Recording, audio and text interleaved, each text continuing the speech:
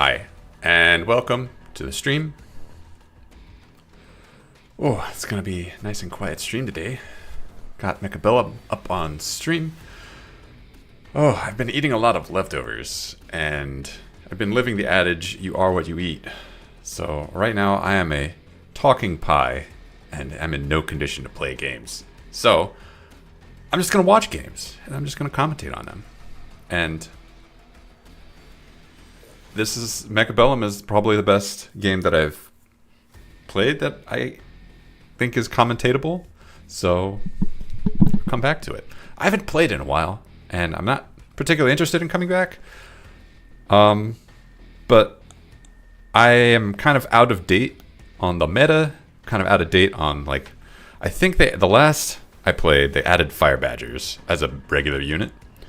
And I don't know what changes have been made after that. I know buildings are still in. I know the game hasn't, it's only been like months. So like, it's not like they've added 10 new units and now Phoenixes they can transform into ground units and run around. It's not like, things haven't changed that much. So I'm hoping that I'm not the most insane sounding person when I talk about the matches that we're about to watch. Let's find a match that we're about to watch. Oh yeah, I've not done this season at all. We sort by combat power. Pick one that's this one. Nope. No. I go for round one because I want to actually see. So refresh. Let's find the first thing that's in round one. Here it is. All right. I've been watching my past commentations of this game, and I know they suck. I know there's a lot for me to improve on. I take this as practice because I do enjoy just like personally commentating games. I think it's a fun skill to have and very, very useful for just making a fun experience for people to watch. So I would like to get better. I see this as practice. I think I'm going to try and talk a little less than I normally do, and try and have a little bit deeper thought as to what's going on the map. Maybe that's a mistake. Maybe that actually makes it worse to watch.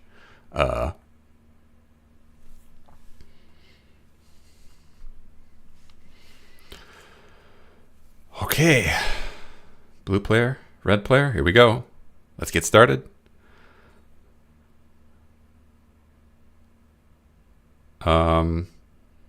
There's options here. I am a big fan of Aerial Specialist, and I like Sabertooths. So I would definitely, if I was the blue player, pick that. But Cost Control Specialist is good as well for the bottom. Not really excited about any of those. Speed Specialist is probably what I would have picked. Rhino Specialist, good too. See the starting map here. Arclights and Steel Balls versus Tarantulas and Crawlers. I think that's a matchup that heavily favors the Arclights. But you have to be careful. Space out. Make sure that because the Arclights are slow and the Steel Balls are fast, and you want them to fight at the same time. And you don't want the Steel Balls to tank.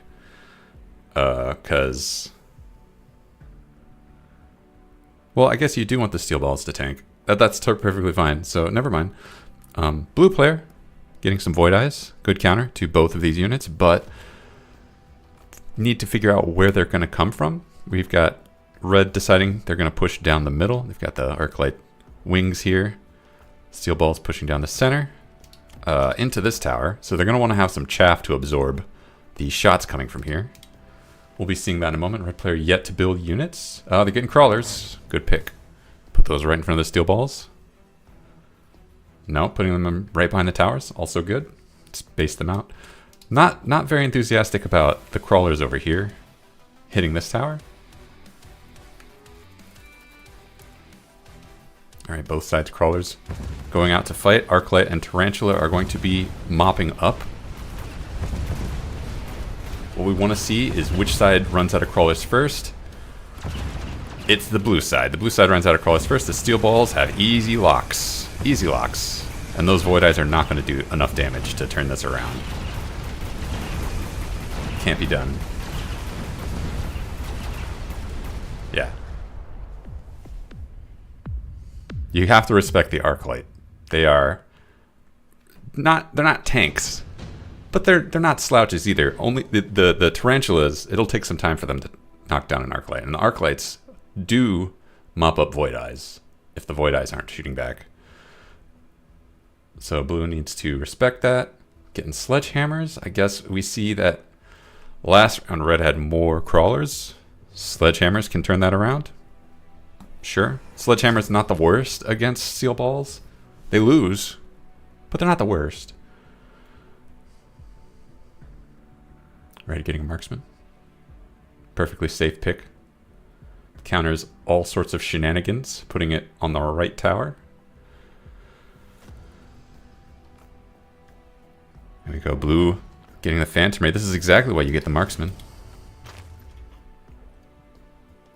Bad news for blue. You've been countered, my friend. And Phantom Ray do not solve the chaff war. Red sensing red is winning at this point, so of course they're going to get more chaff. That's just what you do. You flesh out, you add more chaff, and there's not more chaff clear being added here. There's more Void Eyes with suppression shots. Oh, my head is in the way. I see. What if I move my head? Yep.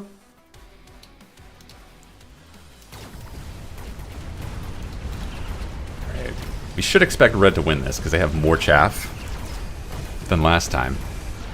But it looks like actually this chaff is coming in too late.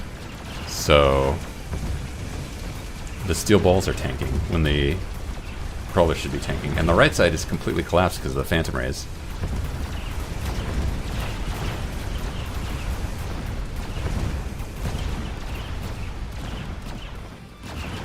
Would not have actually expected that. I don't think of Phantom Rays as good chaff clear, but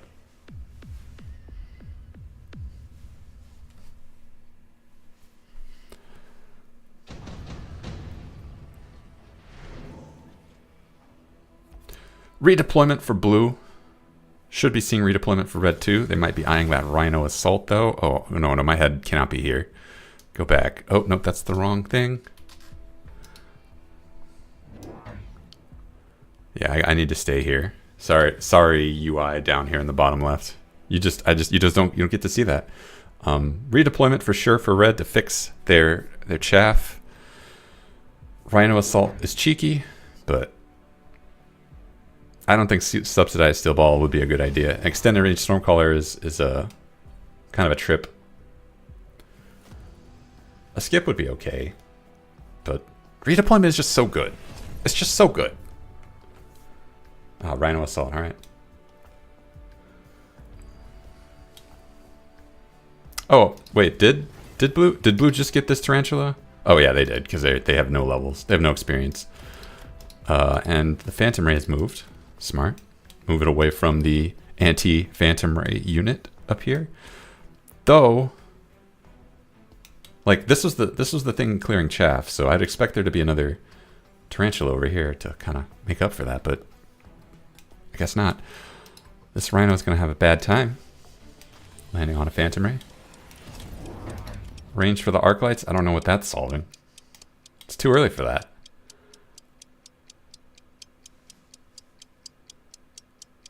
Even more chaff, but all the chaff is in the back. The front wave needs more chaff. The back wave has chaff.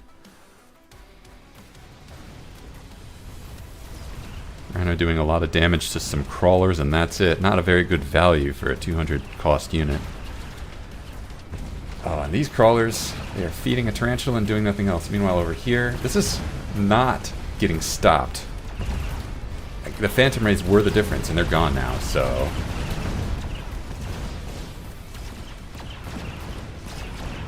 it just seems like now this I could be crazy. It just seems like the Phantom Rays. I'm gonna move over just a little. Yeah, the Phantom Rays are just enough chaff clear to make blue's side actually crush red's side. Kind of wild. It could also be the second tarantula. Could be that. As soon as you remove the phantom ray over here, this side loses and this side wins.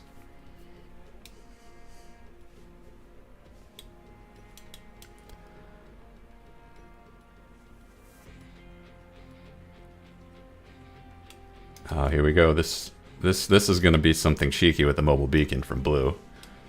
There's no way. That's way too close otherwise. It's going to do one of these, isn't it? Go right for that tower. We've seen that before. What is this rhino doing here? Oh, they're the rhino specialist.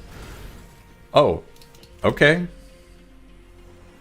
I don't know why you would do that versus just putting the crawlers back here.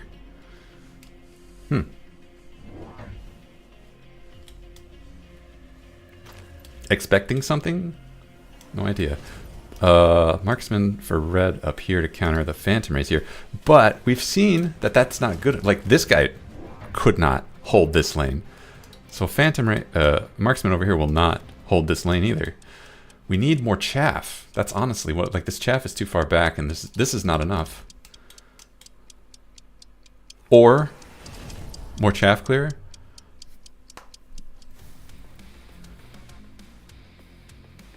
There's no answer to these tarantulas. No answer to at all. Like, the steel balls are not an answer. Not at this point. Alright. I was wrong. This is the right amount of chaff now. We just need the marksman to look up. There it is.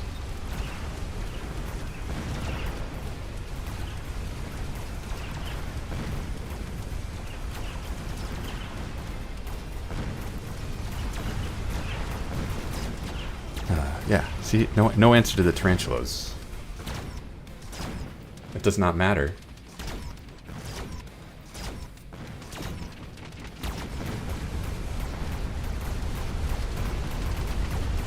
Oh, okay.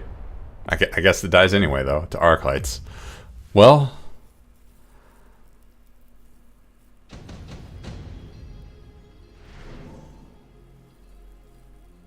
I don't know. These all seem poor. I think they'd all get skipped. Maybe efficient tech research, advanced power system. Okay. I in the past I've really liked advanced power system because it makes your units harder to predict. But the problem is it makes your units harder to predict. So, like, these crawlers were arriving at the perfect time before advanced power system. But with advanced power system, do they arrive too early now? Do these run up too far and then they're useless? And this is less of a problem if you had taken redeployment. But that is not the world red lives in, so. Seeing a rhino assault. Nope, that was last round.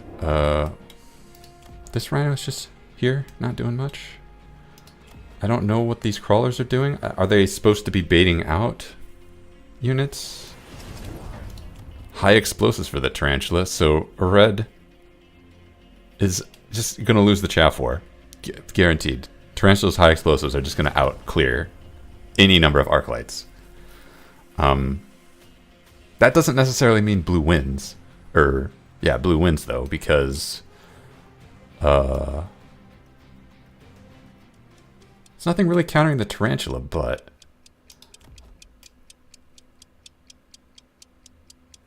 the tarantula are not necessarily the winning unit. We'll see though. These are not carry tarantulas. Oh my gosh, my head is in the way still. I have no place to go. I don't know. I'll go here.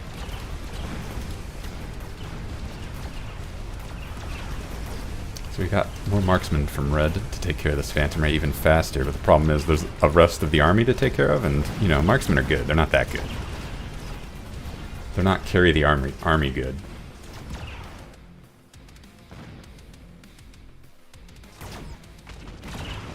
Yeah. That is unstoppable amounts of chaff clear. They do have spider mines, the spider mine tech. It'd be a mistake to get it, but they have it. They can threaten it. Blue and red, both. It's Fortress, right? No. Blue can pick whatever, but they should pick Fortress. Red really should not pick Fortress because they need more chaff clear. Hounds are chaff clear. Typhoons? No, hounds. Hounds for sure. Oh, but they don't have fire extinguisher. They don't have fire incendiary hounds. Did they remove that? That would be amazing chaff clear for red to have picked up on. But I guess they... Oh, I'm looking at blue. I don't know what red has. Does red not have incendiary? Did they remove incendiary? Because that would be excellent. Blue picking up typhoons to sell. Fair enough. I guess we're pushing this right side, says blue. Red over here. What was that sound? Red is oh, what's their game plan? They picked up a fortress and sold it. Sure.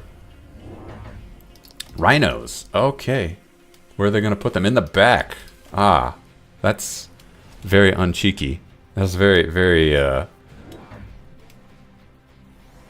basic. Oh, armored rhinos. All right, so that I guess is supposed to be countering the tarantulas. Hey, Timothy, how's it going? Who's getting a good concave? These crawlers... No, those are fangs. Just kidding. If those were crawlers, they would not be the best crawlers. Oh man, this tarantula needs some levels. It is not clearing this chaff quick enough. It's still doing horrific damage though, so whatever. You know, right side, all these rhinos, unstoppable. They shouldn't be though. The void eyes are there. Like, I would have thought void eyes would have just shut that down. Huh. Mayhaps melting point is in blue's future.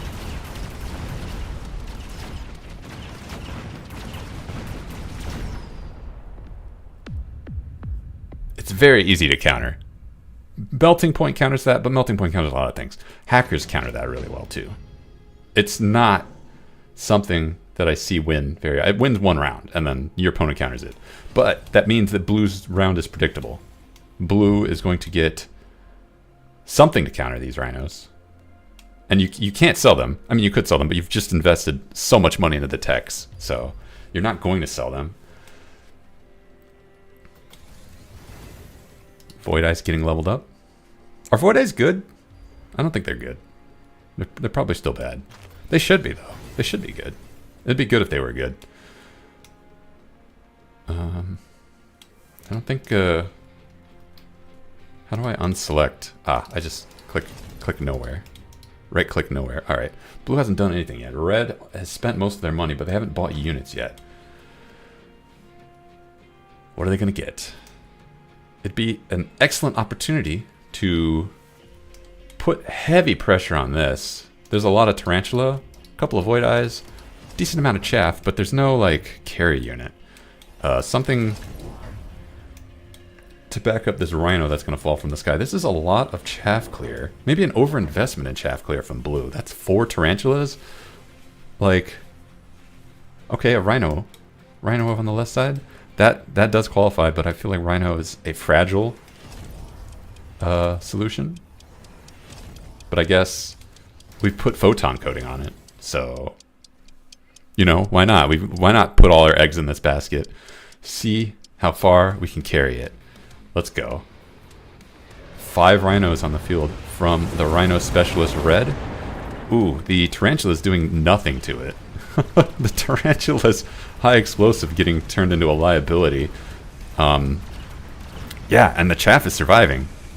That's bad news for blue. The rhinos, uncountered, waltzing in onto the tower on the left side and the right side.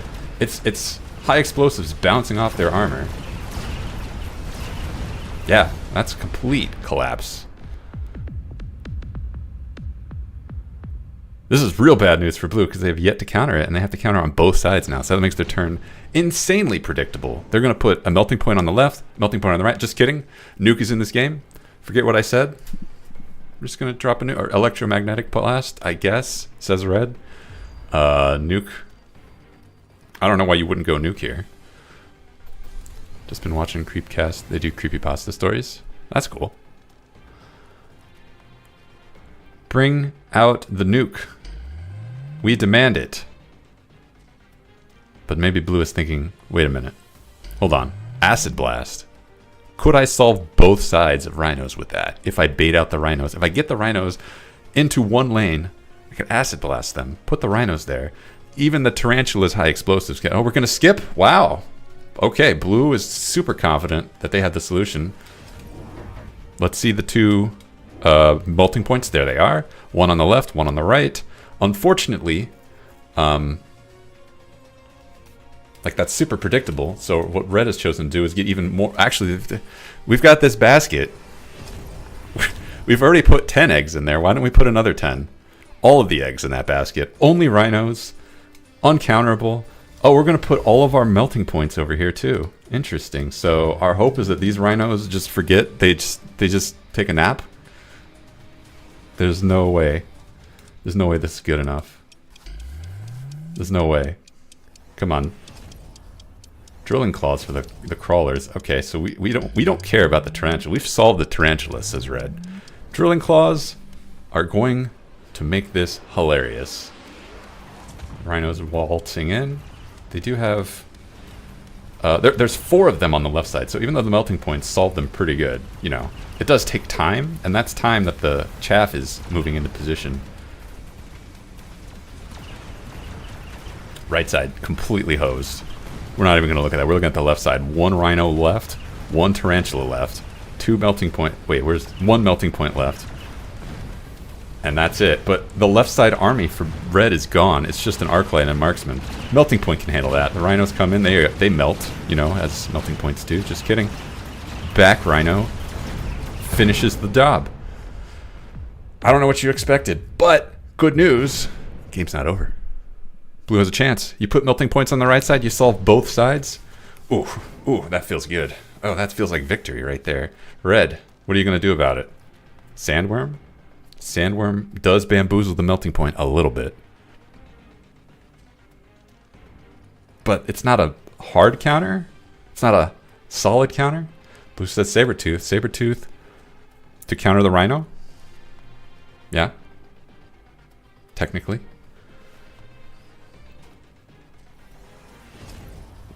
Spider mines. Interesting. Worm for Morm. It's the best. No, Fire Badger. I don't know why that's for. Red has a plan that I don't see. What are these upgrades? Scorching Fire? No. Scorching Charge? I don't think that'll cut it. Counter Fire. Yeah, I don't see how that helps the rhinos. Alright, we're putting these guys in the front, so what they're going to do is die immediately and spray fire on a shield. You know? Sometimes that's what your calling in life is. Blue getting really set up. Alright, we've gotten the Scorching Charge upgrade for Fire Badger, so we are going to suicide into some tanks and some tarantulas. Actually, we're going to suicide into spider mines, but you know, Red doesn't know that. Did we get melting points over here? No, what we actually did was we got nothing over here. What did Blue, what did they buy? Did I miss? Oh, we got even more rhinos. Huh. A little confused. I'm a little confused at what the plan is on the right side, because as long as that tower falls, Blue is doomed. It doesn't matter how amazing these melting points are. Like, this tower debuff, it's just too painful. Like, 1 melting point over there completely... I don't know. There's a strategy here that's just... there's no strategy. The game is over. GG. All right. Yeah. You know, when that side is losing, and that side is causing your other side to lose, it's kind of important to address that. But we will move on to the next game.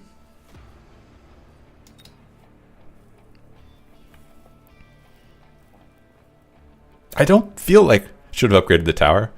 That would have worked too. Maybe, because that was like a level 4 Rhino. I don't actually know how much money. Like at some point, you're investing more money on the tower than you could just bought a melting point. You know,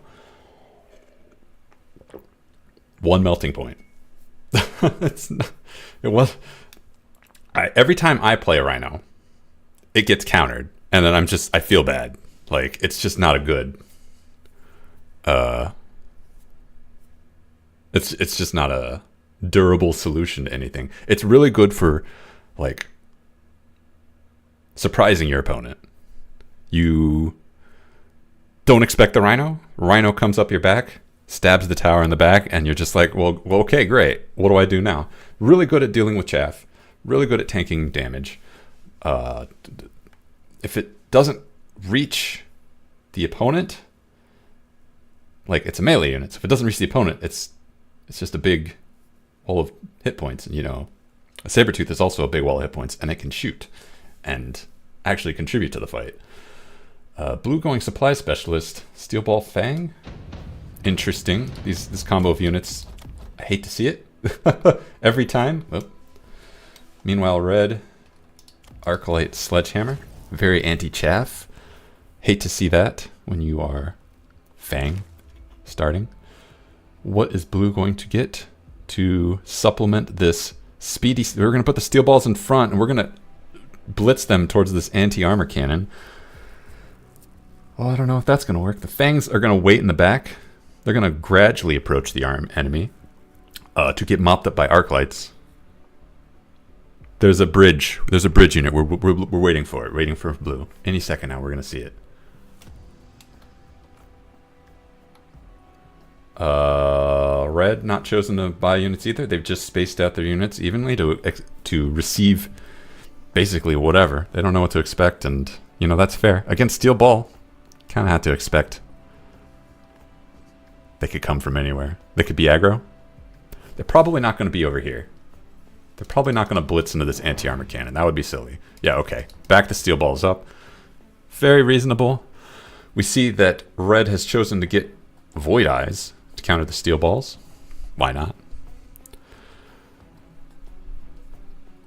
Blue getting... They've unlocked Arclight, but I don't see them having built them yet. So there they are. Arclight's just in the nick of time. Going to go out in the front. Probably on the left side, I'm guessing. Nope, they're spaced out evenly. We're playing symmetrical on both sides. We'll let us see how this fans out. Steel balls are going to rush past the Fangs and the Arclights. Arclights are here to counter the no chaff on red side. Would not expect this ends well for blue. Void Eyes say, oh, steel balls, that's my favorite. And the steel balls melt. Not without inflicting some damage, though, on some sledgehammers. Unfortunately, that is what sledgehammers are built for, to receive damage. And red, pretty happy with that. Pretty happy with that exchange. Could be worse. All things considered. Round 2. Oh, reinforcements kind of suck for both sides. Oh, advanced shield device for blue. We've got a plan. We're gonna just you wait. Red also getting advanced shield. Both sides have sensed something that is beyond me. I don't know. We put down a unit and then immediately sell it. What did red sell?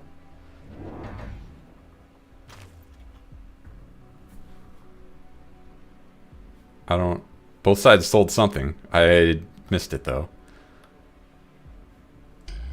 Phoenix for blue. Excellent pick. No chaff. Phoenix say yes. It's my turn.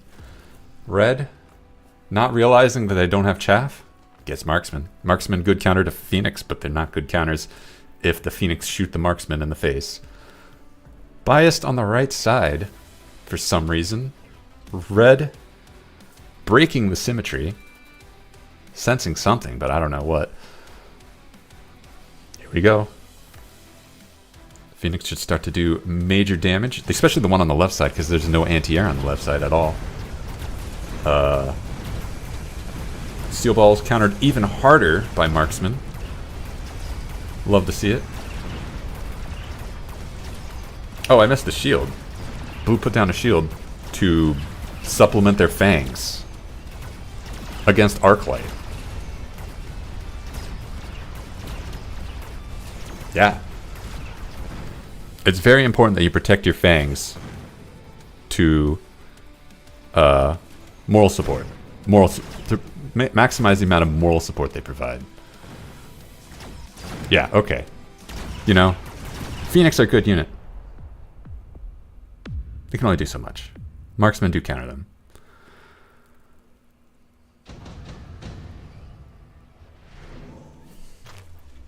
I don't know what blue picked. Oh, they picked Typhoon. Okay. Red looking at Chaff. There it is. Getting bailed out by the unit supply.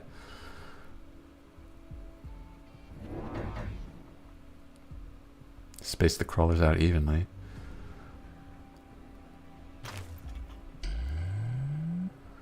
Energy shield for Phoenix. It's a bit early for that, isn't it? Blue. They're going for it.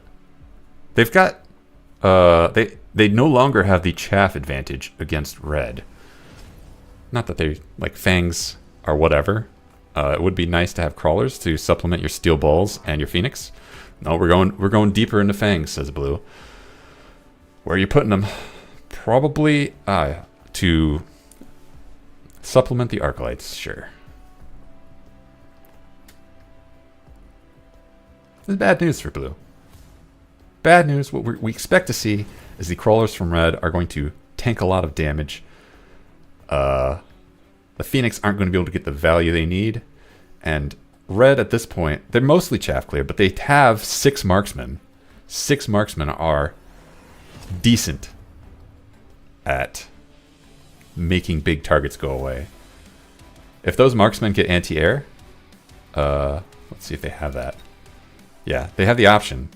This Phoenix investment is going to feel very sad. It's Energy Shield Phoenix, not bad, but it's still something I think favors the marksman. All right, yeah, no Phoenix getting 0 value on the crawlers, and there is no chaff protecting the Phoenix, so they go down. The fangs behind the Phoenix, you know, moral support, but it can only do so much. Right side, it's down to Phoenix again versus marksman. That's not enough.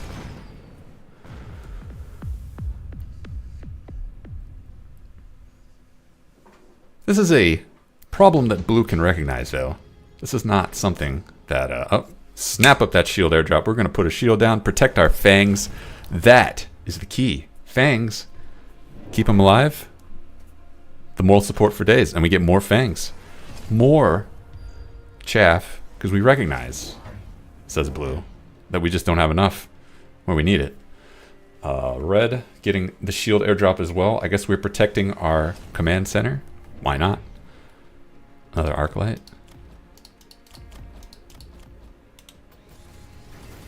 What did red get? I wish the game would tell me what units were bought this round. That would be really nice. One more unit coming down from red. Shield coming down from blue. Protecting the buildings. We really don't want those buildings to fall.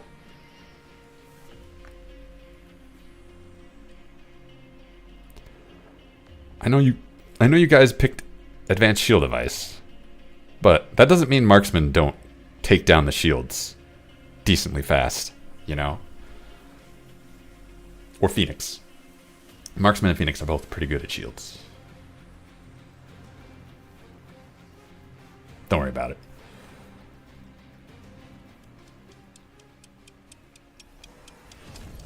Fang wall from red. That's what they did. Okay. Let's begin the round. The chaff from blue is out of position, except on the flanks, which is getting shredded right now. Red's chaff is getting torn up, but that is literally its job, so you know. Arclights and sledgehammers are feasting. The shields go down. You know, marksmen do eventually take down shields. And it's now Phoenix versus Fangs, or Phoenix hitting Chaff on blue side. Marksman hitting Phoenix on red side. That's not a winning equation for blue. Tower goes down. It's 4 Phoenix versus a lot of marksmen. I mean, it was 3 marksmen. A lot of marksmen.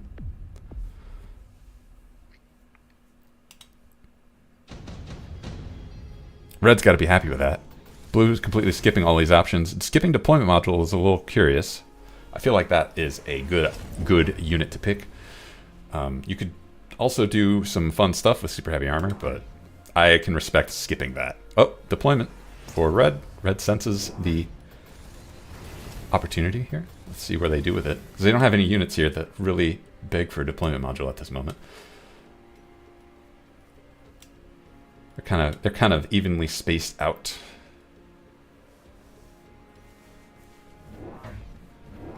What are they picking?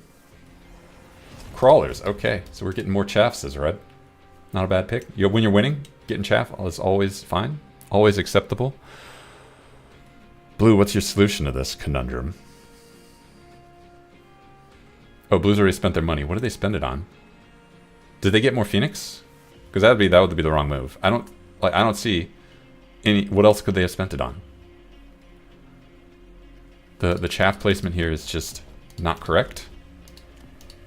The chaff clear is 4 arc lights, which is, you know, it's fine. EMP from marksman. Okay, we're really gonna punish this energy shield, I guess. Not necessary, but why not?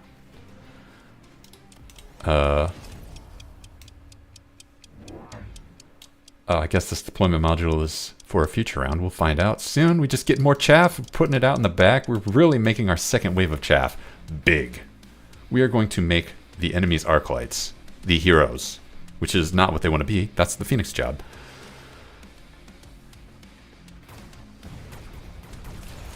Arc lights begin whittling away at the wall of chaff. Meanwhile, steel balls on blue side, unsupported, die instantly. Arc lights now dead because, again, they are in front of the chaff, which is not where they belong. Yeah, same story, yet again. Chaff.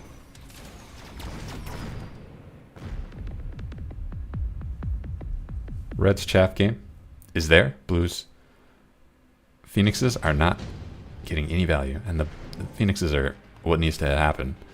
Blue immediately skipping all of these. I think that's the right call. None of these are gonna save.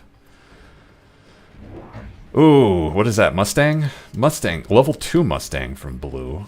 We have the solution, and it's killing the chaff with Mustangs. Maybe.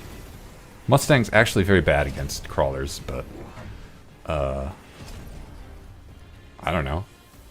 I would expect this not to work. Giving them range means they're not functioning as chaff. So, that's kind of what blue needs.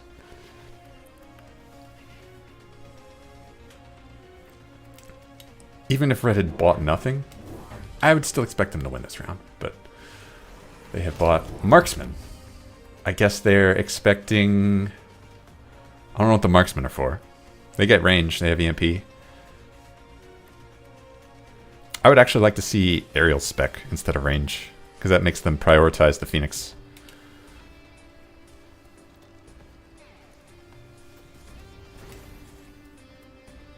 But criticizing the winner is kind of silly, so...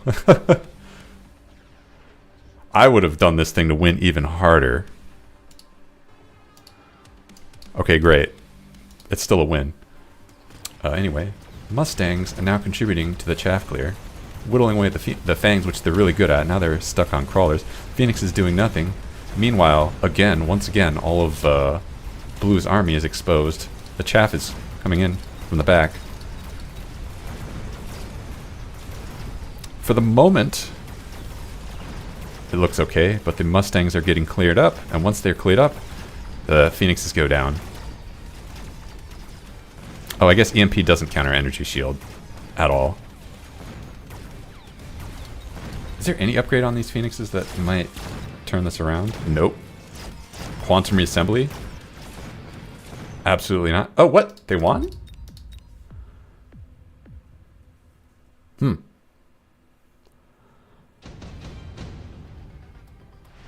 Wasn't expecting that.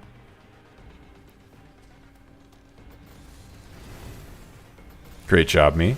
You know, it's my job to be telling you what's happening in this game, and I have no idea what happened in this game. How did this side win? This side has less Mustangs than that side. Oh, was this Stormcaller here? No, this Stormcaller just got added. It just got added. No, were these rhinos? These rhinos were just added. Yeah, they were just added. Okay. Armored rhinos. Excellent counter to the Mustangs. They are countered by Phoenix, but as long as the crawlers, which now have a speed increase, are in front, not a problem. Very, very big problem for blue. That's how you use rhinos. You surprise your opponent with them. The red going rhino, it'd be totally fine if blue did not predict that. It'd be totally understandable. Not fine. Understandable. Stormcaller on the right side. I need to focus on this side. Figure out how that fell apart for red. A lot of Mustangs for red. What are those for? Are those chaff? Or are those meant to be... Where'd they go? Oh, they got undone? Never mind. 6 seconds. Just more crawlers. Oh, we didn't have time to move these crawlers. That's fine. More crawlers is not a bad pick, because the only anti-crawler blue has is 4 Arclights. And those Arclights, they are not heroes. Alright. Left side, the Phoenixes are locking onto the Rhinos. So the Rhinos, you know, I guess they're doing a job. They're getting... Does this Rhino got to a Stormcaller? Right side, really shaping up well for blue. Is there just not enough chaff clear? Is that what's going on?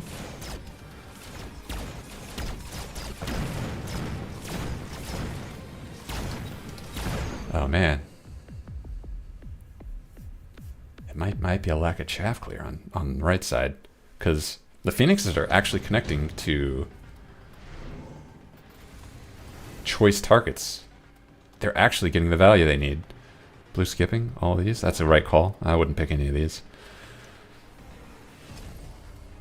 Skip. More Phoenix. We're just getting more Phoenix. Okay. We're confident we have the win here. Is it because these are level 3 Phoenix? Is that? No, that can't be why. What is the secret sauce over here?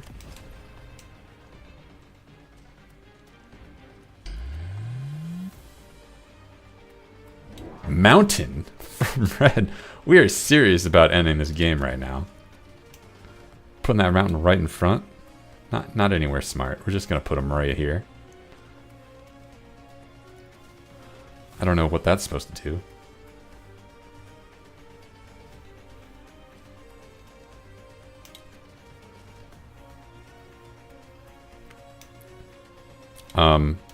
This is the lane that has the best chance of countering that. Level 3 Phoenix. That is going to put a lot of damage into the mountain. Oh, we got extended range. Just kidding. So this, I guess, is chaff clear. This counts as chaff clear. I don't know. 2 mountains. Are we going to space them out evenly? Is that the plan? Yep.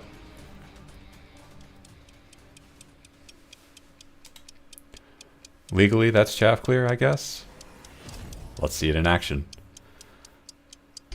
I really don't like Mountain as a unit. I don't think it should have been added to the game. I mean, it's fine in Brawl. Yeah, look at that chaff clear. Holy crap. Goodbye, Fangs. Best 800 credit investment ever.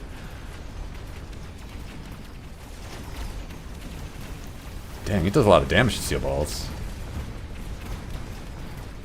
Alright, Rhinos.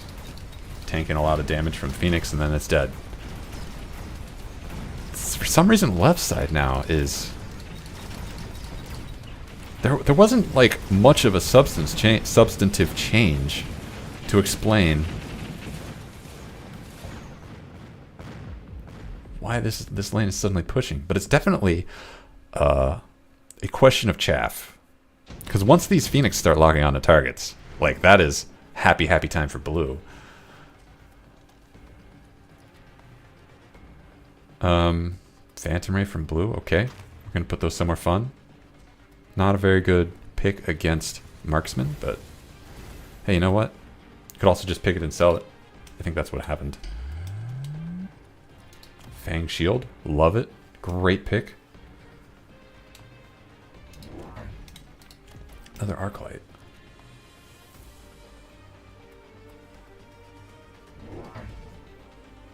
The main difference has been these Mustangs, and that's been turning Scorpion. We're gonna sell them, yeah. The main difference has been these Mustangs, and they've mainly just been DPS because they're ranged Mustangs. They're not really acting as chaff. Then again, we got Elite Phoenix now. Everything is chaff to an Elite Phoenix. Oh, it could be I don't know.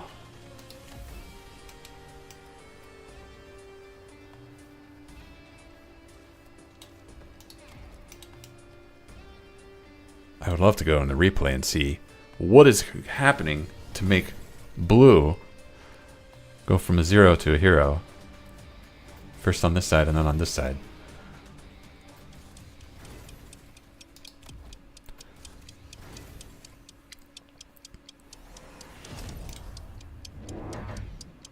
Even more chaff. But we're not putting it down fast enough, so most of it gets put over here. Alright.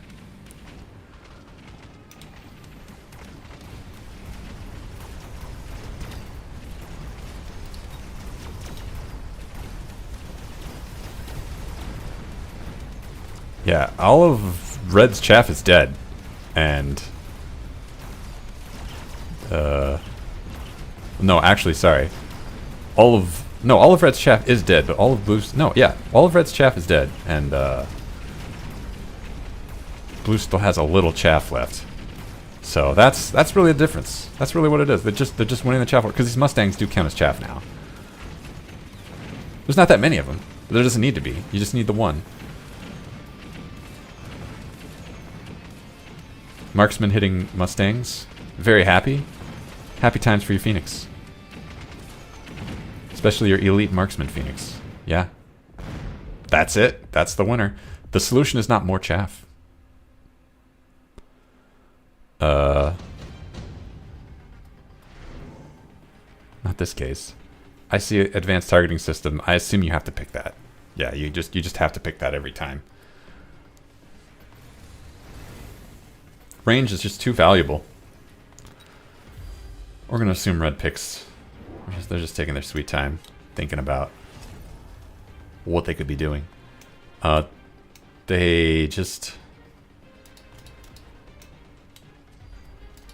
doing their best at distracting these Phoenix. They've got their crawlers. Unfortunately, I think loose formation crawlers don't do so well against Mustang. That is actively working against Red's strategy. And there's a lot of Mustangs, so that's a lot of DPS. So, ooh, my guess is we want to see like some hero chaff clear, like Vulcans. Maybe would be an excellent pick. But we're not seeing that. We're seeing Marksman, I guess. Problem is not the lack of Marksman. That's definitely not the problem. But it'll have to. Well, it's Red's last chance. Blue has chosen to get the mechanical division steel balls. I don't know how much I agree with that against EMP Marksman, but hey, you know what? When you're winning, maybe don't listen to the commentator criticize you. What do I know?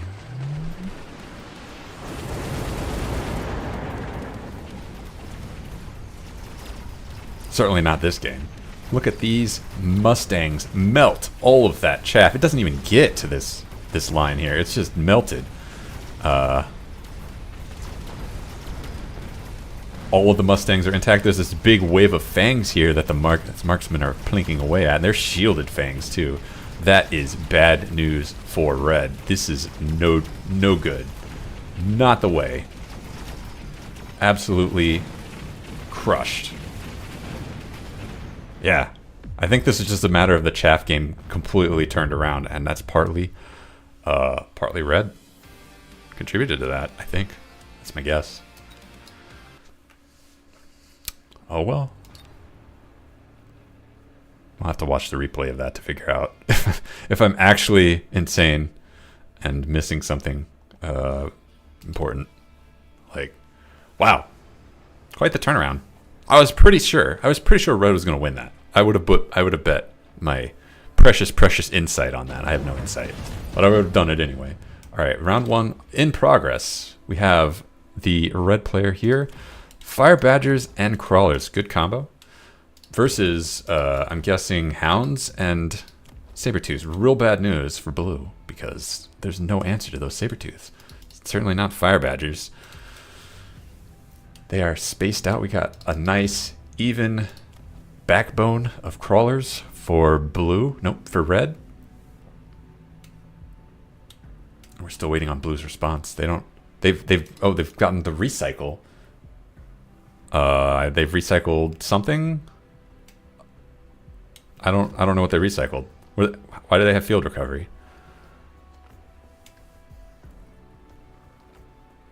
Am I crazy? This costs money. Like, how did they?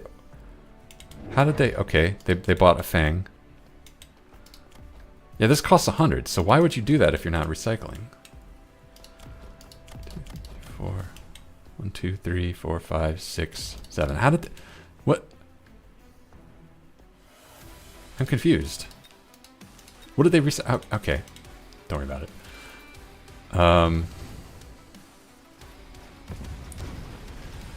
The army's marching together. Now, blue is asymmetrical and red is not, so that could be the difference maker here. The Hounds are decent chaff clear, but we have a second wave of Crawlers here, and the Hounds are getting melted down by the Fire Badgers, so it's just a case of, can they hold on? And they can. Fire Badgers clean up.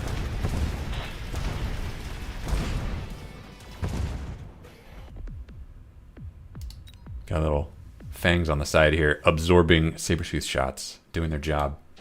Moral support, that's what we call it. Red skipping all of these. Good call. None of those are all ugly. Quick teleport if you want to be cheeky, but you don't want to be cheeky. We don't want that. Oh, in immediate hound range. We sense, blue, that they're not going to get enough chaff. And that this second wave right here, if we deal with that, the rest of this house will fall. House of Cards. Blue getting Phoenix. Good call. Excellent counter to the Sabertooth, which we don't have on the field. And more chaff. Putting it... was this it? Or no, that was already there. Where's the other chaff? Where'd that other pack of fangs go? Oh, over here. Okay. We just hold this tower. We expect that red is going to attack this tower. And we hold it. We upgrade it, put some fangs there. That's all it takes. May not be necessary. Yeah, unfortunately, the range game from the Hounds... I mean, range is sick. It is sick. So...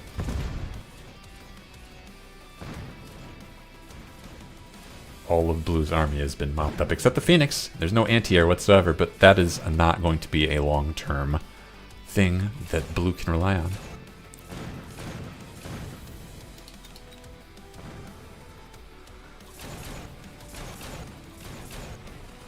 Oh man, and this Hound,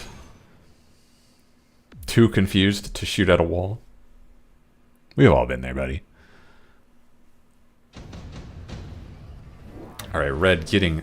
what did red get? I'm sorry. Marksman, yep. Red snapping up Marksman. Blue, easy pick. Easy pick here.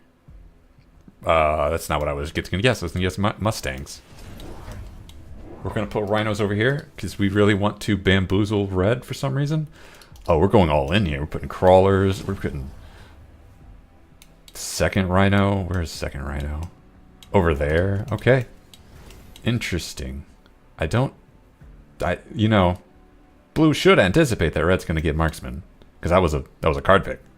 And you got Phoenix on the field. So, I don't know. And Sabretooth, actually pretty good against rhinos. There is a distinct lack of heavy chaff clear, though. So this crawlers are going to distract long enough for that to be a problem. I don't think this one pack of hounds is enough. So we should see red invest a little more in their flanks, protecting their flanks. And blue going to have an opportunity to exploit that. Yeah, the upfront army heavily favors red. That's just a case of, like, the Sabretooths are a good unit. And they've also got side guns. Okay. They do a lot of damage. They take a lot of damage. And blue does not do a lot of damage. It's just the Phoenix. And the Phoenix, you know, they're good. Can't carry the whole thing. Additional deployment squad immediately snapped up both sides. Good call. We're going to see a lot more chaff coming out. I expect. Yeah, there's the hounds and there's the additional Sabretooth. We're expecting crawlers here, says red. And we're going to counter it. We're selling this. So we've baited our opponent into creating a strong defense. Alright.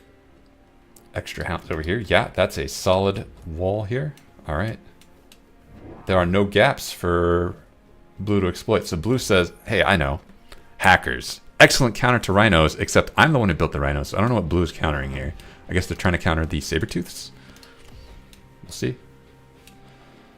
If they don't get range on those hackers, then there's just waste of a click.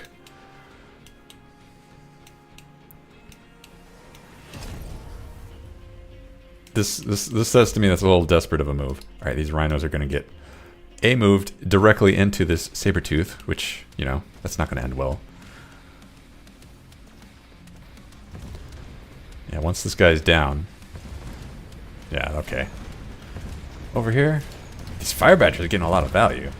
Don't get me wrong. There really needs to be more backup chaff, but once again, don't listen to the commentator when you're winning.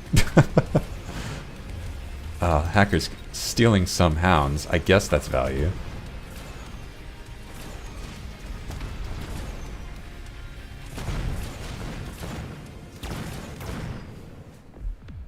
Phoenix can only do so much, especially when they're still hitting chaff.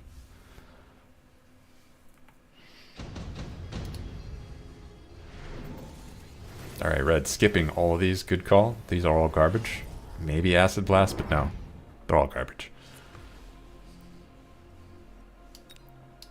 Blue thinking about acid blast. Yeah.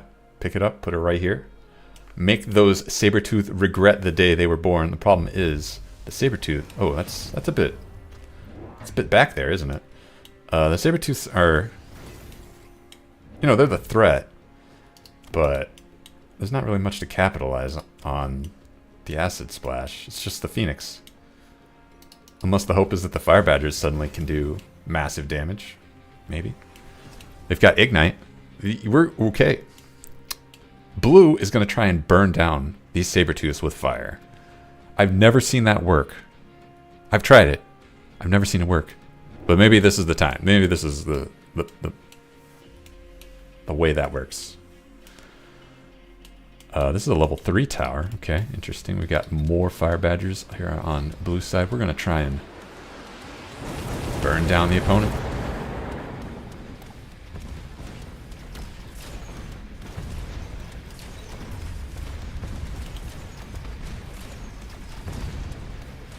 Interesting little tidbit. Red has Incendiary Bomb on their hounds, so they could at any time click that button and turn this chaff game on its head, really punishing the hacker if they want to.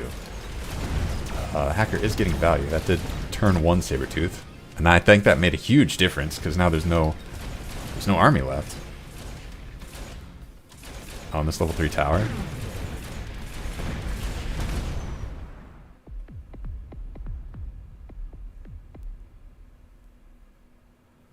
I don't expect this to be a durable solution for blue,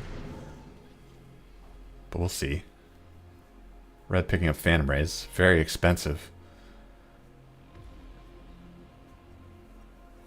I don't know what blue wants. Farseer? Fortress is not bad. Fortress is playing into the Sabertooth. Farseer is countering shenanigans. And Farseer is a good support unit. Both sides got Phantom Ray.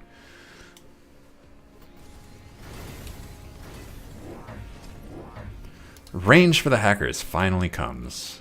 If all of Red's focus is right here.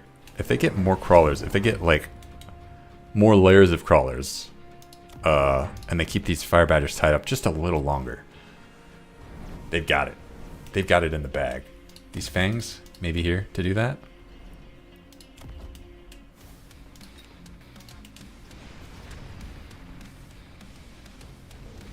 We'll see.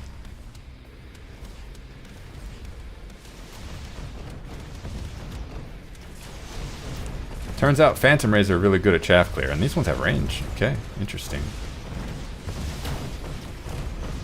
That could be a difference. Both sides completely out of chaff. That favors blue because of hacker. Heavily favors blue, so yeah, that's a huge problem. There's no counter to that, and this side of the army for red is just hitting a tower. It's actually working. The strategy is paying off. Ignite Fire Badgers works. Red needs an answer to that. Red says Ion Blast is an answer to that. Blue is also going to pick that. Not as effective for blue, but I mean, this is where the pain is. Red needs a hero unit. A boat. A boat would solve this army so hard. Scorpion? No, we're picking more hounds, actually. I don't know what that plan is. Sabertooth are not a late game carry unit. Need something to counter these fire badgers.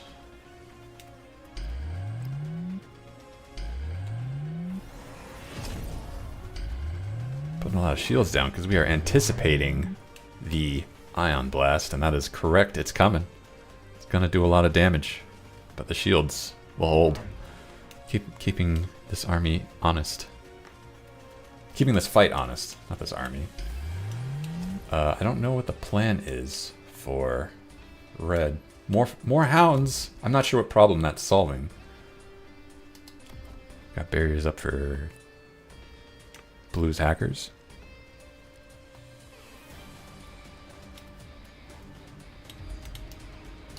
Oh, switcheroo. Moving these Phoenix over here.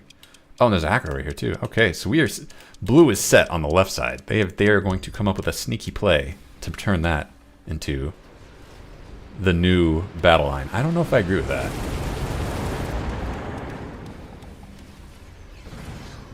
I mean, it's true they can hack this tower. That's not very. That doesn't accomplish much, and they can hack some hounds.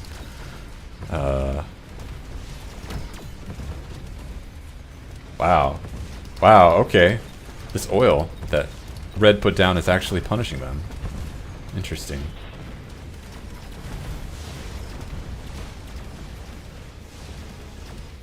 Not punishing them enough. It's good try from blue. Good try. I think this goes back to putting those rhinos over on the flanks, convincing red to make just a solid defense. And you know what? Solid defenses are really good against shenanigans.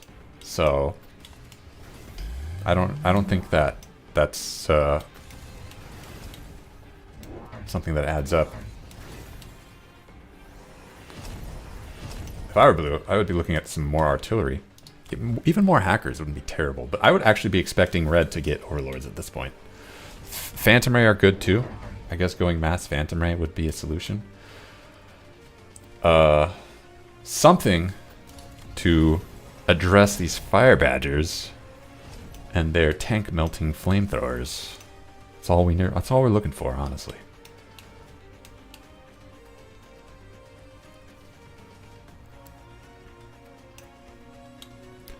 Red is very much this box defense.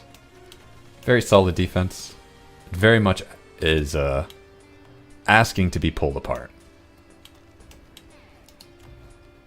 I don't think blue has the equipment to do that. They don't have the resources here. It's just a bunch. There's an army, but it's spaced out. It is not wedged on one particular point. So what blue is really counting on are these fire badgers, making red's army disappear. Not a bad call.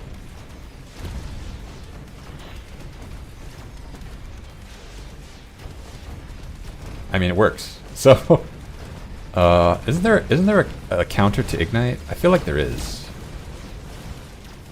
Oh, photon coating. Photon coating would counter this. Farseer.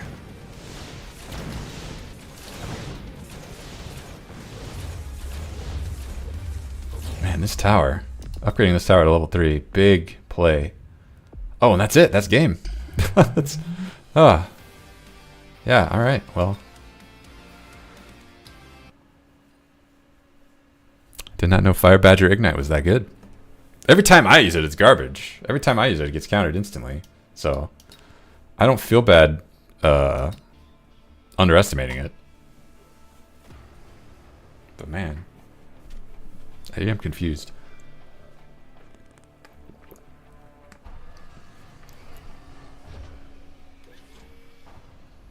Game in progress. We're picking our specialist, blue. Good options. Giant specialist over it. Yeah, that one's a good one. Void Eye Tarantula. Excellent to receive any shenanigans except like Phantom Ray. Round one Wasp or whatever. Red opting for Marksman Specialist, Fire Badger, and Void Eye. Both side Void Eye? Okay. Void Eye, a good pick for both sides. We're being aggressive with the Void Eyes on blue side. We really want to hit this exposed tower. Red, meanwhile, kind of playing it safe, keeping their units bunched up. Want to keep that death ball as together as possible. Keeping the Tarantula in the back just in case. We don't want them to support the Void Eyes. We want them to be moral support. Blue, also getting a third Tarantula, putting it back here, ready to receive any chaff that somehow gets past this chaff cannon. I don't know if I agree with that decision, but it's a decision. These Void Eyes moving in, they're going to be Void Eye versus Void Eye, and you know what? I think that favors the Void Eyes, unfortunately, for blue.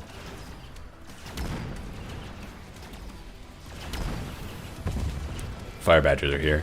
Fire Badgers are useless. They're just there to take damage, and I don't know, tickle the Tarantula a little. Some tickling is going on.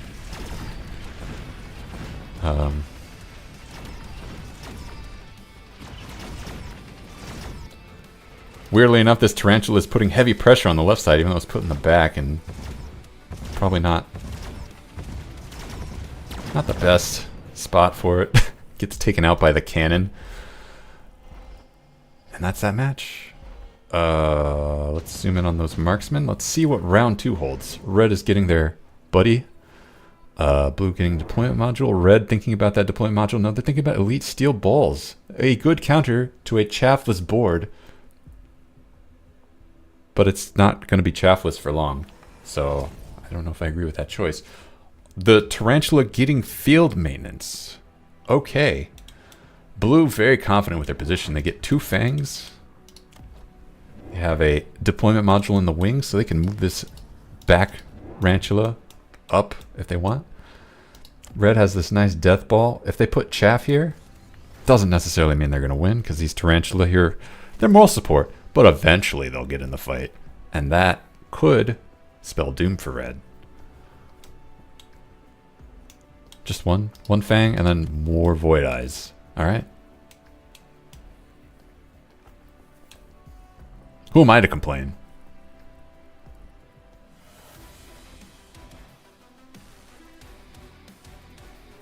Let the battle begin in 3, 2, 1. I don't know my ranges. It was actually like 4 more seconds off. There we go. Marksman takes the first shot. Void Eyes die instantly because they have no chaff. Meanwhile, the chaff back here, moral support, you know? So that's what they're here for. They're behind the Tarantula. They're not even taking chaff for the Tarantula. Just kidding. These ones are in position. Yeah. Field maintenance doing well, except marksman can outdamage field maintenance, and that kind of, you know, that kind of means that it's not worth the investment. It's gonna be that kind of game, huh? Alright, let's see it. Both blue picking Mustang, red picking Farseer. There were other options, but we don't get to see them. Mustang going out into corner positions for blue, opting to be spaced out to maximize the resistance to cheese. Red opting to sentry missile the Void Eye here for some reason, and also get EMP marksman because we were really afraid of this field maintenance. That's fair. And also, red got a Farseer, and did they put it over here and they got burst missiles on it. Why? Whatever. Blue senses the weakness in their defense, getting some crawlers, putting them up in front to absorb damage for the Void Eyes. That one going there, that one going there. Excellent shoring up. It will not fare very well against Fire Badgers, but, you know, sometimes that's all it is. That's all you get. Alright, these Void Eyes die instantly. Just kidding. Actually, these are blue missiles. I wish the game would make that more obvious. Alright, let's see how long the crawlers last against Fire Badgers. Pretty good. Pretty good. They're doing their job, and Red's Void Eyes have no chaff. So, you know.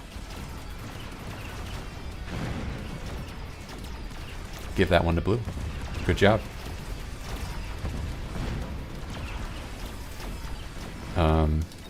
Farseer with burst missiles losing to a level 2 Tarantula. Hate to see that.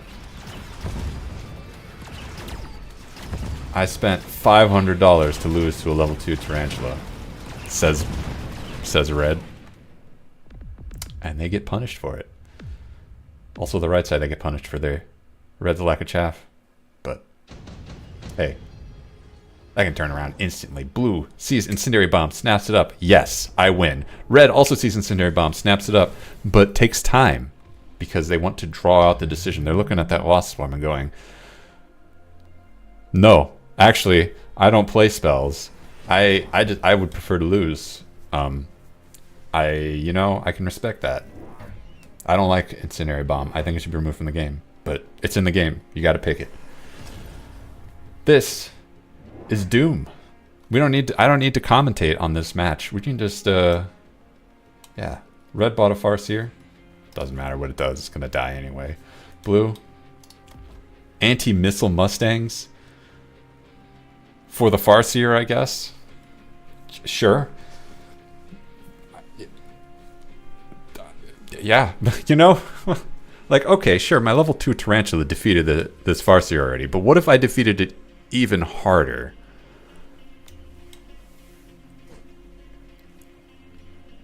Looking to see, there's a little chaff here for red. Doesn't matter, it's going to die anyway.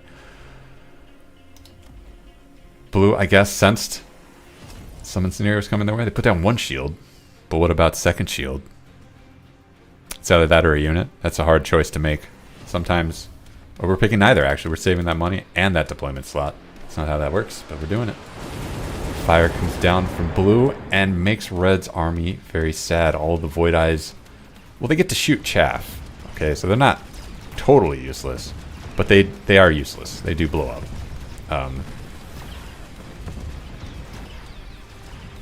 Over on the left side, we see that the Mustang's anti-missile, not enough to stop the burst missiles. I think everyone saw that coming. But, you know, Tarantula already beat Farseer one time. Why would we expect that to go differently?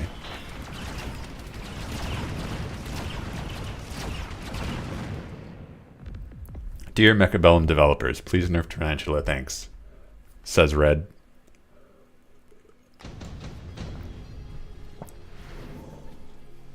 Ooh, both sides see Vulcan, both sides pick Vulcan. Excellent solution to this lack of chaff. I don't know what the Vulcans are doing that the Fire Badgers weren't doing. I don't know what this is solving for either side, but they both did it. Oil coming down from blue. Capitalizing on that Vulcan. We're gonna, you know, last round, we set the opponent on fire and they died. What if we do that again, but this time with a Vulcan? We call that being a gamer. Red has no counter to that. We don't need to watch this. We know who's gonna win. Fangs with Ignite. I don't know what that's for. That's definitely not to counter Vulcans. Is that to counter the Tarantula? I feel like the EMP already did that. Marksman coming down from blue. I don't know this game. This game does not. What is Marksman for? We expect that our opponent is getting a boat. We got a Marksman to counter it. Blue only has Mustangs as anti-air.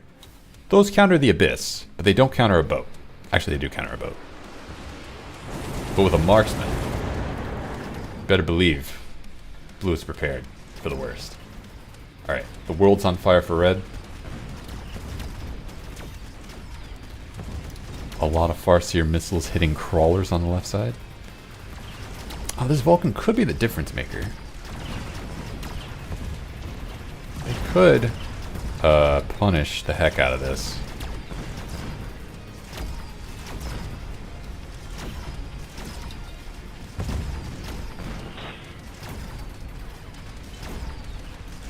The Vulcan can't damage the Tarantula fast enough. Incredible. Incredible on both sides. Vulcan completely stopped by Tarantula. You love to see that. A 400 cost unit stopped by a 300 cost unit on the left side and a 200 cost unit on the right side with an upgrade. But, I mean, the Vulcan has an upgrade too, so...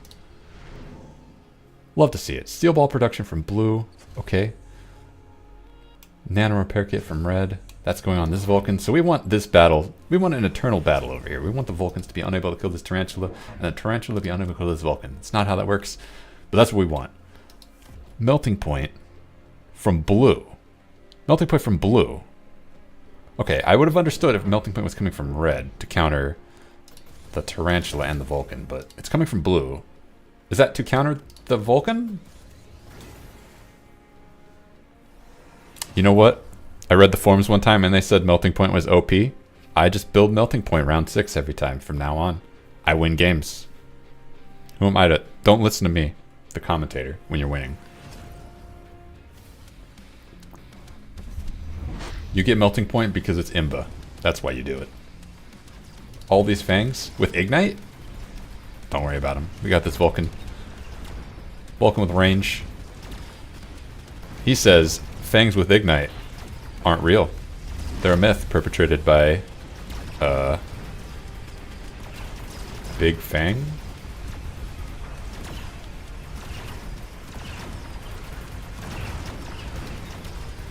I mean, this melting point did counter that Vulcan. Did that need to happen?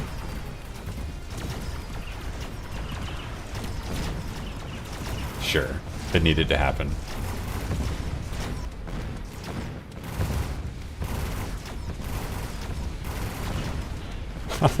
This anti-armor cannon saving the day for red. I mean, sure, there was a marksman and some other dudes, but no. Real hero of the game. This building. This one right here. Laser sights for blue. Red looking at laser sights and also picking that. More melting points. You know what is an Imba unit? Melting point. What if we only have melting point from now on? We'll give them every upgrade. We'll give them one more upgrade each round till they are carry melting points.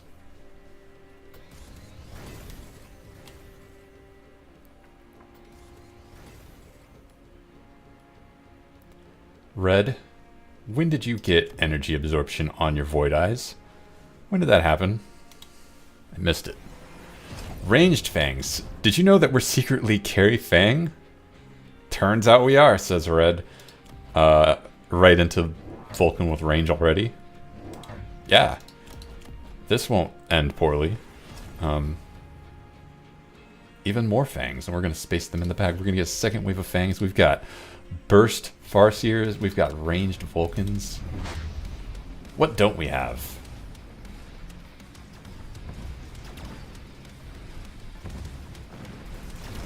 This might be a different story if those were level 3 fangs. But they're level 1 fangs, so I don't think blue even acknowledges them as real.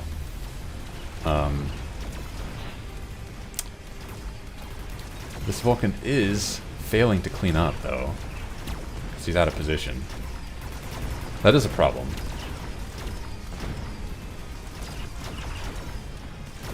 The chaff is not positioned well for blue. Or the chaff is positioned well for red. The chaff clear is not positioned well for blue. Easily solved problem, though.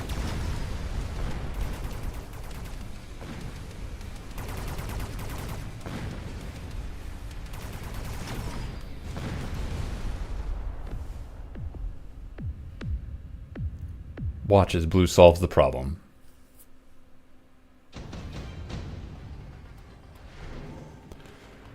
Ooh, these are some choices. Scorpion, of course. Oh, we're going straight for Acid Siege Scorpion. Excellent counter to Melting Point. Was it a necessary counter? I don't care. Second Scorpion. We want to counter both sides. What did red get? Or what did blue get? What did they build? They haven't gone yet. They haven't built anything. They still have 2 deployments. Also getting Siege. More Melting Point. You know what? This Imba unit, the most Imba unit, everyone on the forum says nerf it. I'm just going to keep building it until I win the game. Counters Fang. We got the multi-melter. We got the Scorpions with Siege, but not Acid on blue side. So well, we expect the Acid to come. Kind of doesn't matter because this fire just, you know, the fire's in the game. So it doesn't really matter what red does. They could have shielded it, but they didn't. Actually, because they have the Acid Scorpions, they might win anyway, even though half of their army just gone now.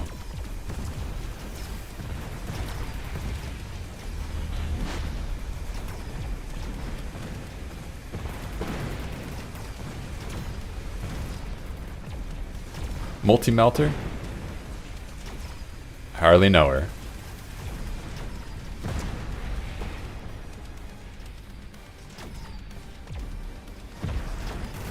I mean, this is exactly the counter to Melting Point. Acid Scorpions, Siege Scorpions. So even though the Incendiary melted half of Red's army, Scorpions carried it anyway. Well played.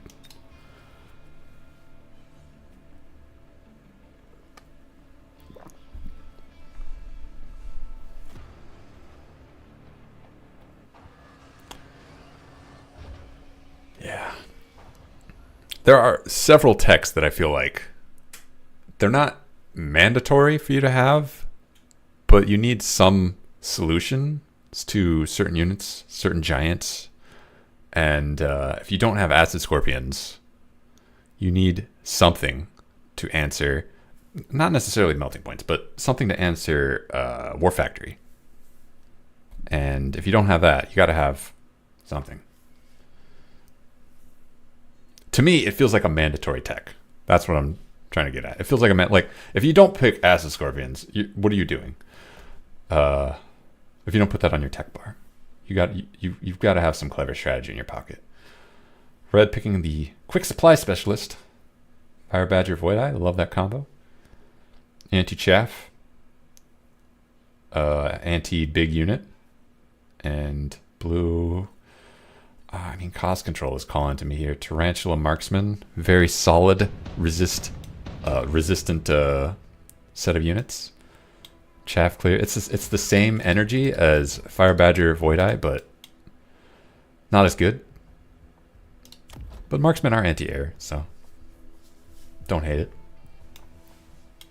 Red opting to push on the right side. Good call. Blue opting for a more balanced defense. That's definitely a defensive position. And we're going to see Chaff come from blue in just a moment. And also from red. Probably Fangs. No, blue getting a 4th marksman.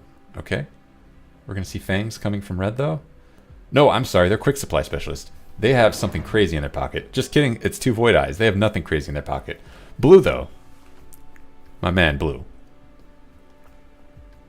One pair of fangs. That's all you need. Put them right here. We're gonna see it. We're gonna go, wow. Well played. No, it's Void Eyes, actually. I don't quite follow that, but it happened, so... Oh, we're putting them on the right side, too. Alright. Protecting that flank. I hear you. Neither side has chaff, so this is going to go to the side with more Void Eyes, which is the red. That is basically preordained. Oh, I'm just kidding. Hold on. Hold the phone. Red is listening to my commentary. They bought some crawlers with their extra money. They put them in the back, which I think that timing just works out. So these Void Eyes are countered even harder. These tarantulas are not going to be able to do anything about that. Well set. Void Eyes on red side. Having a feast. They don't have to worry about chaff. You know who has to worry about chaff? Blue's marksman. And this anti-armor cannon as well.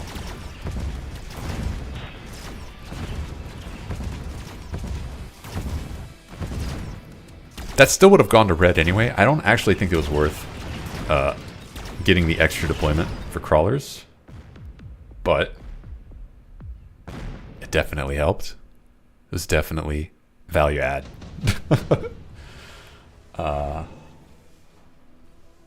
Red sees Phoenix, or red buys Phoenix. Blue, what are you going to do? Stormcaller. Solid unit. Excellent against slow armies. Hey, this is a slow army. Even more Void Eyes for red. Red says, if I have the most Void Eyes, I win. Putting them over here, noting the lack of chaff. That might work. It might not, though. Marksman not bad against them. Mustang's coming out for blue. Solid unit. Excellent counter to everything. Just a solid unit. Gonna match this army over here and see how that goes. Now, this Phoenix, it's a good unit. It's not really adding anything to this comp, though, because the Void Eyes have anti-crown pretty covered, and the Phoenix, like, they do a lot of damage. They're good against the tarantula. One tarantula, that's it. Everything else, whatever. So I think blue has the potential to come ahead here. These Stormcallers could do a lot of damage. These Mustangs could tank a lot. They could also do nothing because the Fire Badger's pretty good against Mustangs. And these Phoenix are not adding a lot of value. So if this Tarantula stays alive, then blue is going to take that win to the bank. Cash it in. Yeah, the Stormcaller's absolutely paying off here. That's what did it. Stormcaller value. Stormcaller value, massive there. Not a big deal, though. Both sides could easily turn this around with one cheeky unit. We see redeployment from red. Good pick. Skipping orbital bombardment, though. The orbital bombardment accords say that you cannot skip it. You have to pick it if it's an option. And you play it and you instantly win that round. So red opting to lose round 3. Totally fine. Blue says, I subscribe to those accords. Give me that unit. Give me that spell. I put it where it belongs, on my opponent. Round over. All right, we don't need to... Okay, we can worry about round 4. So how are both sides going to worry about round 4? Blue says, let me upgrade my marksman. We are worried about these Phoenix. Worried about them. Also, I don't know. I think these guys resist more Void Eye shots. It takes 3 Void Eye shots to kill a marksman instead of 2. Whatever. Red can start redeploying at will. They've spent their money already. What do they spend it on? More crawlers, I guess. Putting these crawlers up here in the front to die? Yeah, that's fine. Because these Stormcallers are going to shoot at them and miss. No redeployment? That's fine too. I spaced out and missed what blue bought.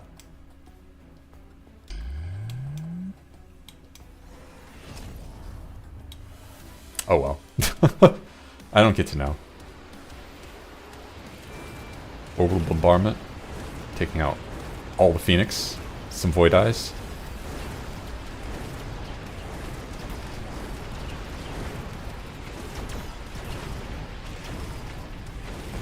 Yeah. I mean, like, this was not in dispute. This was very much the preordained outcome.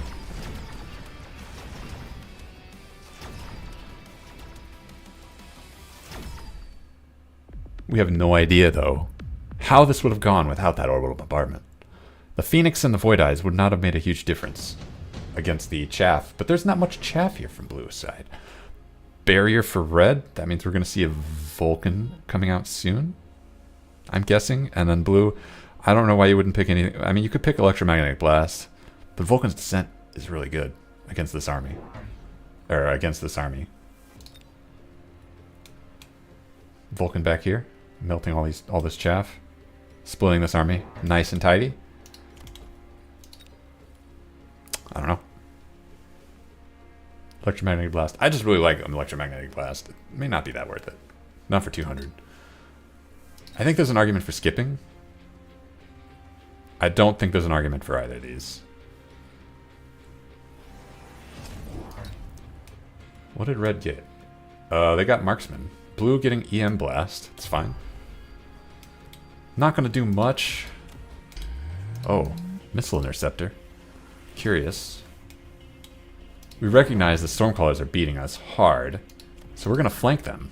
Unfortunately, this is just going to make the Stormcallers shoot them instead of the Missile Interceptor. I feel like that's working against... Whatever. No. Don't think about it. More Mustangs over here for Blue. We're going to push on this tower. Good call. Blue selling their turret. What is Red doing besides this flank? I don't know.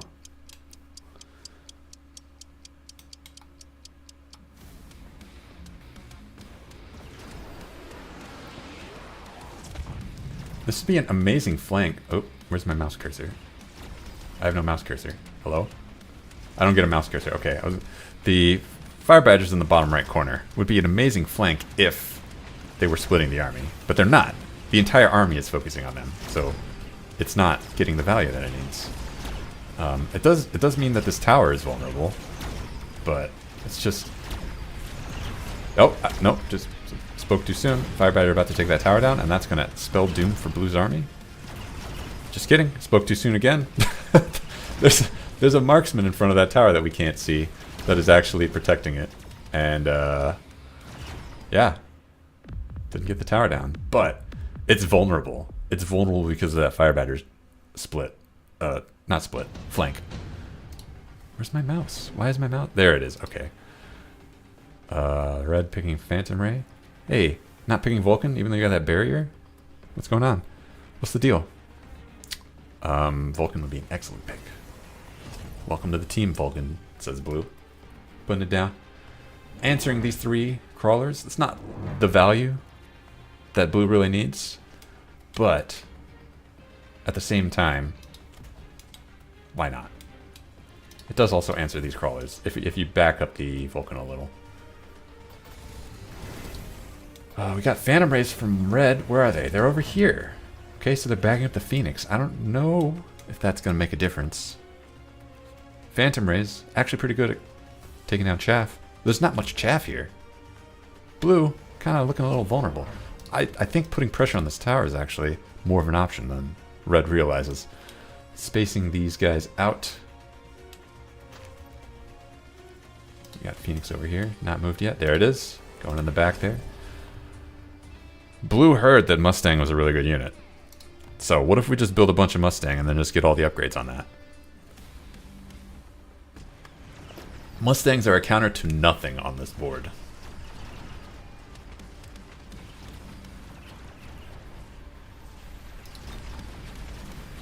But I don't care.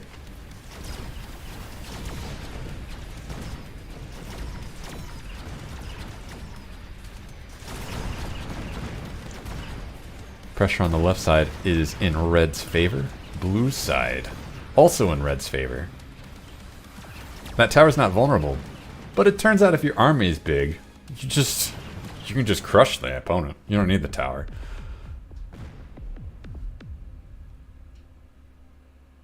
Phantom Rays did make the difference. There's just not that much chaff up here in front. Super Supply. Blue thinks they're winning, which is a decision. Red is actually winning. They also go super supply. Fair enough. Raidens. I don't know what that's answering. I guess that's answering the Phantom Rays. Very expensive counter to Phantom Ray. Why not? Raidens over here. Shoring up the backbone of this army. Blue is going to turn that around for sure. Rhino from red with armor. Hey, I heard you heard that Mustangs were really good. Let me introduce you to my friend here. No. Putting them down there, though. Interesting. There's a lot of Mustangs. Oh, just kidding. There's a Rhino over there, too. I wish this game had a mini-map. It's impossible to show everything. Oh,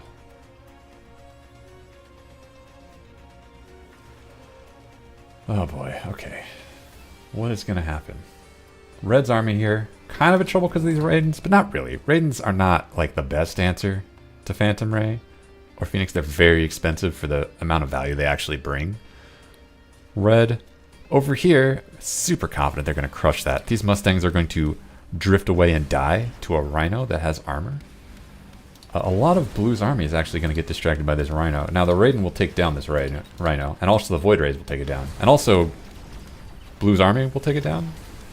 So, that Rhino is not doing nearly as much. But over here, unanswered, deadly. Yeah, okay, the Raidens... the Vulcan strips away the chaff, and then the Raidens go to town. Absolutely working their magic. I was wrong. Vastly underestimating. But that said, you know, they can't do everything. Apparently they can, though, because red doesn't have any anti-air. How did I miss that?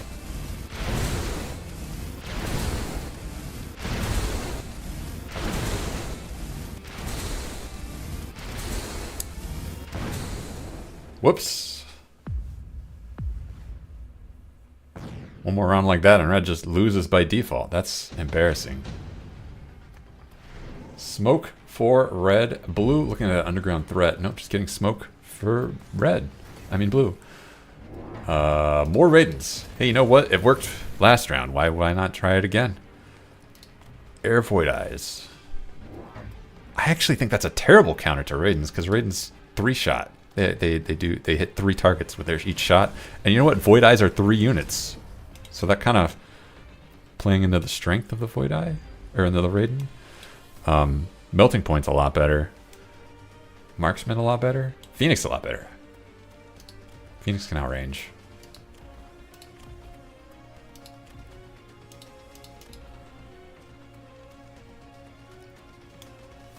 Oh, it'd be a different story if they had electromagnetic armor. 100%. But they don't, so kind of expect blue to win this with their additional Raidens. Oh no. What is... Rhino Whirlwind? Is that what red did? Are you sure? To counter the Mustangs? Is that why you did that? There's no... Blue doesn't have crawlers. Blue doesn't even have crawlers unlocked. So I don't know... I don't understand what that's for. We're about to see a very painful murder.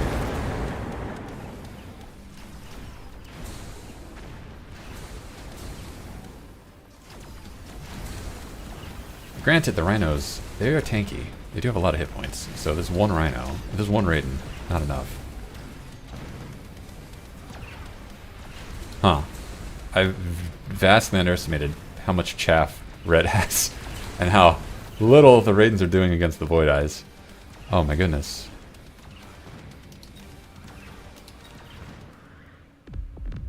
Well, I look stupid.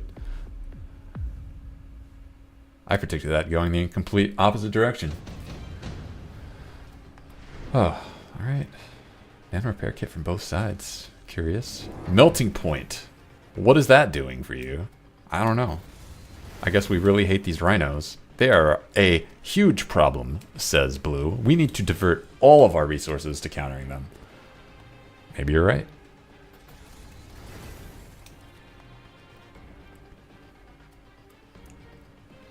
Oh, wait a minute. Wait a minute. Mustangs are a good unit. Let's get more Mustangs, says Blue. Mustang Chaff. We got Mustang Chaff. We have one Fang pack, 2 Fang packs. And that's it. That's it for Chaff. Meanwhile, we got Red stretching out their army. Really hinging all of their hopes and dreams on Void Eye. All of their hopes and dreams. Unfortunately, Orbital Bombardment cannot be shielded for Void Eyes. So if that's where your hopes and dreams are, you're in trouble, my friend. We'll see. It's really a question of, will Red's Chaff hold? There's no reason it shouldn't this time, because the melting points don't counter Chaff whatsoever. They counter the Rhinos. The Rhinos don't need to be countered.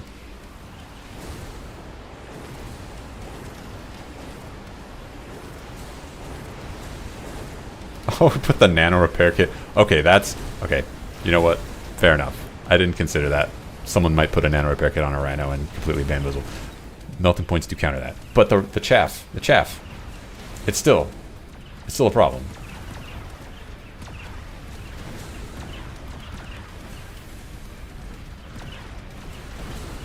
Yeah, it's still a problem.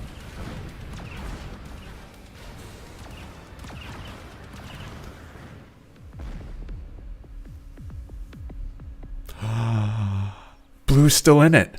Blue has a chance. This is it. Watch what Blue does here. This is Lightning Storm from both sides. We don't get to see what the other options are. It's okay. Lightning Storm is the right call. Actually, it doesn't matter. Lightning Storm is going to destroy Blue if they don't shield. They need to pick crawlers here. Are they going to buy crawlers? Are they going to buy fangs? They need to pick some sort of chaff unit. Shielded Void Eyes. My. Vulcans, okay. Vulcan is not solving anything, but I'm giving them range, putting them over here. Red opting to just make Void Eyes their hopes and dreams. And I think they're going to win. More crawlers.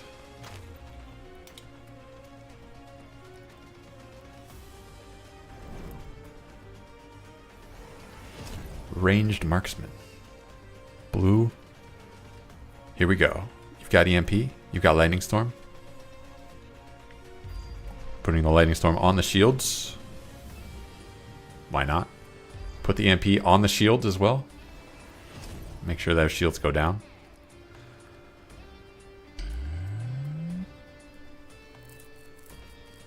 There we go. Okay, Blue has put shields up, so this game is not immediately over, but still kind of in Red's favor. Depending on how these lightning strikes. They're doing massive damage.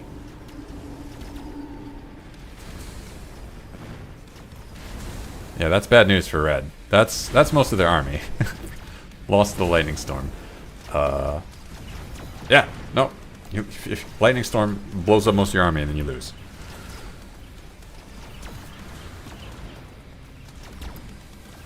It's not a complicated equation. That unfortunately means that Blue wins, Red loses, unfortunately. Yeah, because... Yeah, it's a lot of giants. You know what? Spells, actually... Kind of hate them. Kind of hate when they decide games like that, but that's how it be. No. Hold on, not this game. Not this game.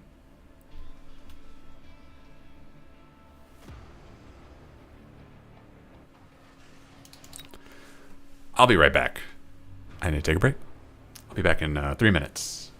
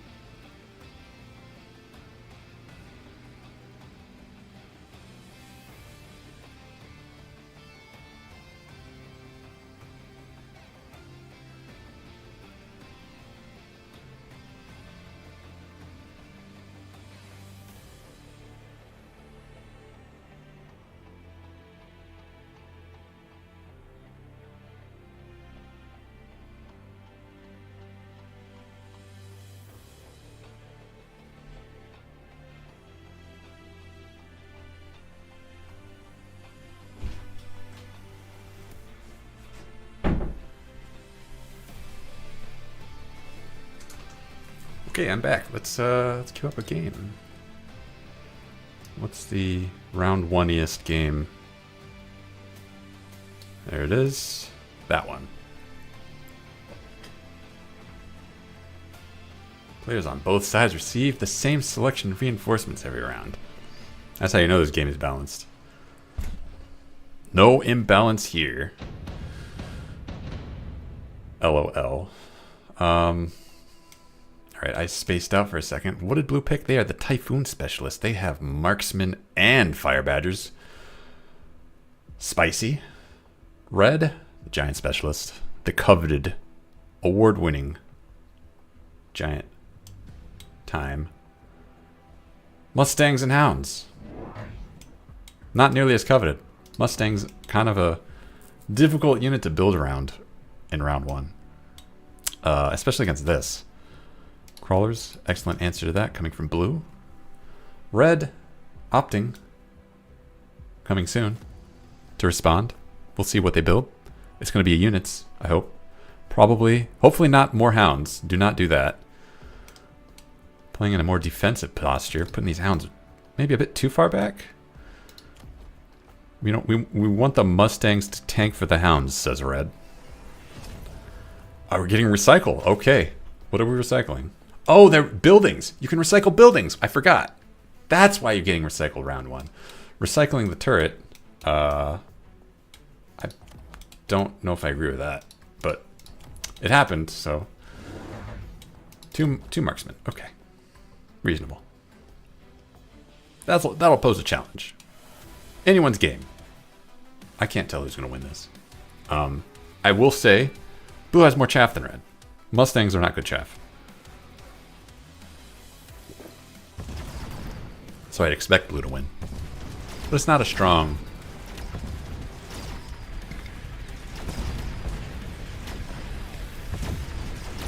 Fire Badger's getting picked apart by the marksman.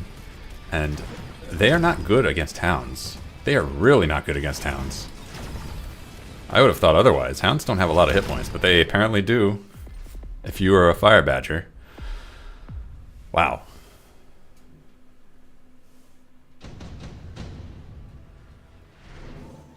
Alright, we see very choice options. Steel Ball is not what I would have expected, but red snapping that up. Both sides snapping that up. I would have thought Phantom Ray would have been...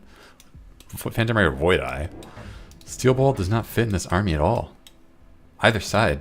I mean, I guess on red side, they kind of match up with the Mustang pace. Oh, you just sold them. Okay, if you're just selling them, that's reasonable. Understandable. But blue is actually using their Steel Balls.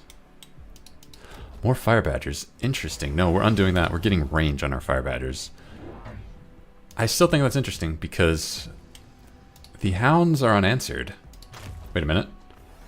Didn't you sell these red? Oh, you undid. You undid that. Undid that to sell the other tower. Alright. Where are the balls gonna go?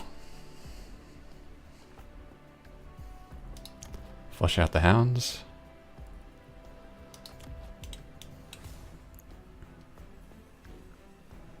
Balls in the back. Alright. Shouldn't be surprised. They will get value if they lock on to Fire Badgers. Fire Badgers, though, I don't know how worried I would be about them if I was red. Apparently, hounds are pretty good against them. Apparently.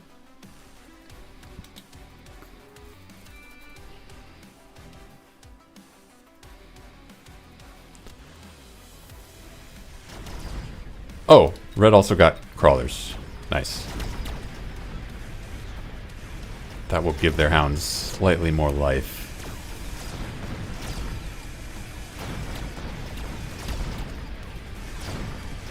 Yeah, I would say the Fire Badgers are getting tons and tons of damage in, but the problem is they're not getting kills.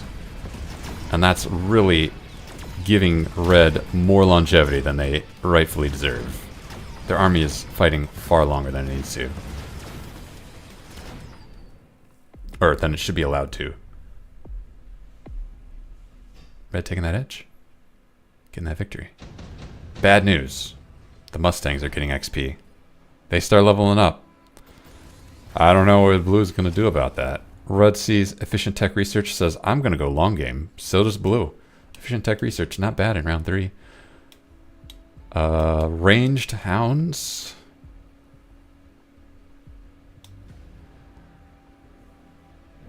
I don't know what else I'd expect. More fire badgers from red. Nope, from blue. And crawlers. Fire badgers are better chaff clear than hounds. So in a toe-to-toe, if both sides just get chaff, I would expect blue to get the edge. Red says fortress time, baby. It's round 3. I'm a giant specialist. It's giant time. Love it. I don't know if I love it facing the cannon, but hey, if you're winning, don't listen to the commentator. Putting sentry missiles here for blue to watch the flanks. Worried about that. Good call.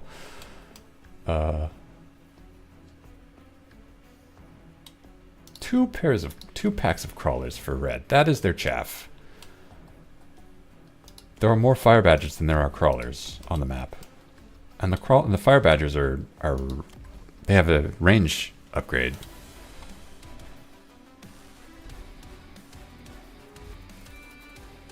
So I still feel like if blue decides it's chaff time, they will be mightily happy with the result. Fortress tanking all of the damage, leaving the chaff clear to absorb all of the steel balls. Excellent play. Excellent, well done. The fortress completely bamboozling the fire badgers.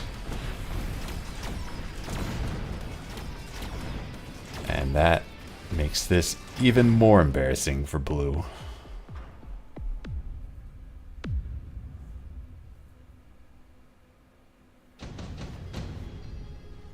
It is an early fortress, though. Not difficult for blue to respond to. Advanced targeting system from red. Not taking it from blue. Interesting. I feel like it's mandatory to take that, because if your opponent takes it and you don't, they just have a permanent range advantage for the rest of the game. It is expensive, but hey, you know what? Victory is worth it. What is red getting to counter this? What is blue getting, actually, to counter this fortress? Is it marksman? Because, no. Marksmen do not counter. It's going to be Scorching Fire. Okay. Okay, Marksman and Scorching Fire. I don't think that works. Fortress have a lot more hit points. Oh, we're going to put even more Fire Badgers on the fortress. Okay. Well, hey. What do I know?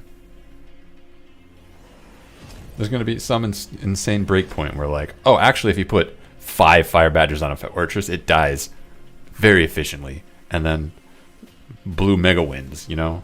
That could happen. Red has just opted to get more chaff, which, you know, they're broke. So, reasonable. They probably didn't need to get more chaff over here. Like, this is pretty set. They kind of want their blue's fire badgers to lock onto the fortress, not this chaff here. So this actually might be working against... yeah, it's definitely working against, because nothing is targeting the fortress anymore. Real bad news for blue. Then again... Or, real bad news for red. Then again... No, actually, what? All these fire badgers are alive. I was going to say, you know, fire badgers and marksmen are great and all, but red still has the army to take them down, but they don't, actually. It's kind of wild just how much this pack of crawlers is ruining red's army. Like, it's kind of wild to think about. Like, last round, or 2 rounds ago, this fortress was tanking all of the chaff clear. A+. But because these crawlers exist now, all of the chaff clear is focused on chaff. And hey, you know what? That's pretty good. When your chaff clear is killing chaff, that's kind of what you want it to do.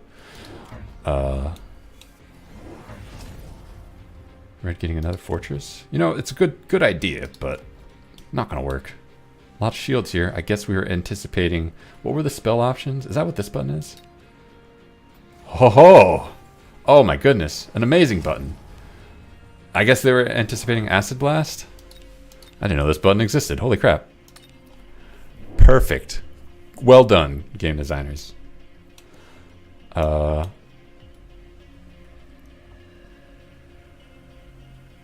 chaff clear, but chaff clear to answer 2 crawlers. 3 crawlers. You have 7 packs of hounds to counter 3 crawlers is not good arithmetic, I'm afraid.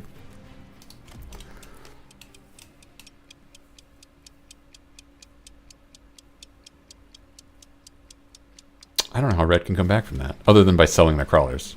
But I feel like that's going to be a solution that doesn't hold for very long anyway.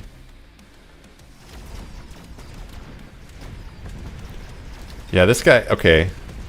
Yeah, they're just in the back shooting crawlers now.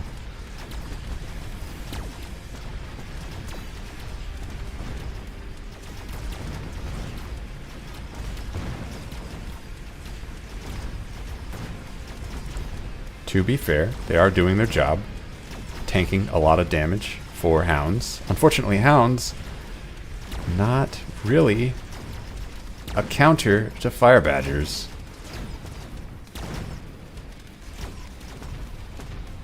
Not the role.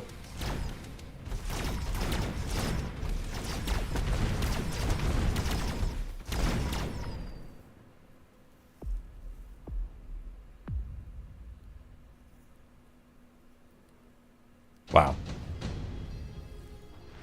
What a weird game. Okay, what reinforcement options do we have? So both sides. Wraith is a good pick. Just kidding, Wraith is a horrible pick. There's not much chaff to clear. Farseer, okay. It's a good support unit. Red's probably gonna put that somewhere. Sledgehammers for blue. We're gonna have a little more tanking. We've got these fortresses happening, and we're kind of worried that they are going to start turning things around very quickly because there's just not enough DPS on blue side. The only thing that threatens the fortresses are these steel balls, and they're not really a threat. Nah. Mechanical rage for the hounds. You know what? Hounds aren't that good, but what if I made them that good anyway by just putting all of my eggs into that basket?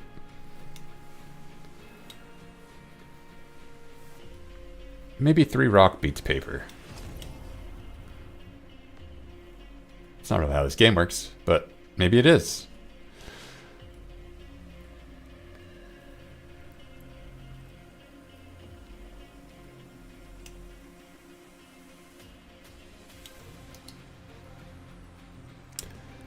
I would actually put some stock into the incendiary bomb, though. Because if all of the chaff is cleared, then the fortresses are kind of happy with that. That does line up.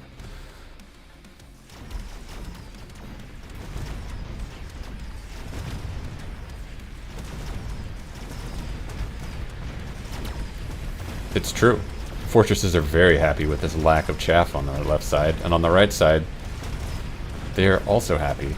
Fire badgers, not very good against fortresses. Even the scorching fire ones. Nope. There's a lot of marksmen.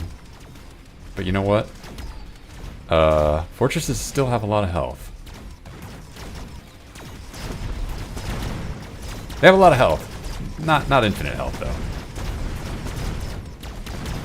though. Wow. It's crazy that victory for blue is hinging on having too many marksmen on the left side. It's true, though. Red getting intensive training. Probably going to make a fortress really big. Blue can counter that with an improved firepower control system.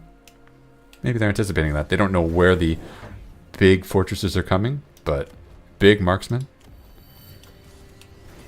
With elite marksmanship are pretty good against fortresses. There it is. They don't counter fortresses. I would still give this to red. I would still expect that the fortresses would scale better, but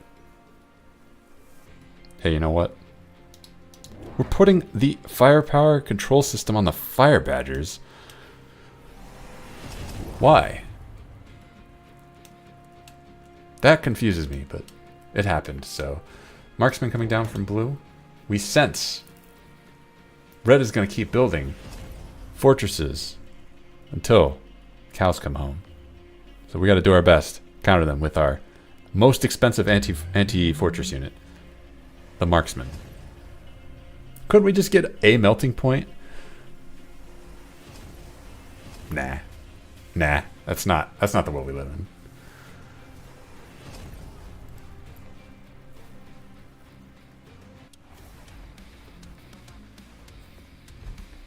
I think an argument can be made that fortresses are actually pretty good against melting points anyway.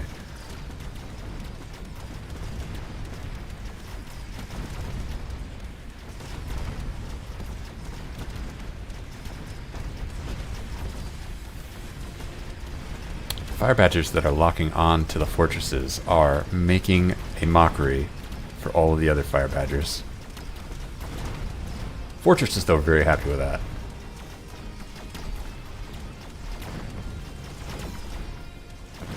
Very much runs into red's favor. It means that the marksmen have to clear the chaff, and if the marksmen are clearing the chaff, they are not shooting the fortresses. And that gives red the win. Advanced power system for red. Who knows what that'll do? Will that make red's army come together? Or will it make it spread apart? Skipping, says blue. No super heavy.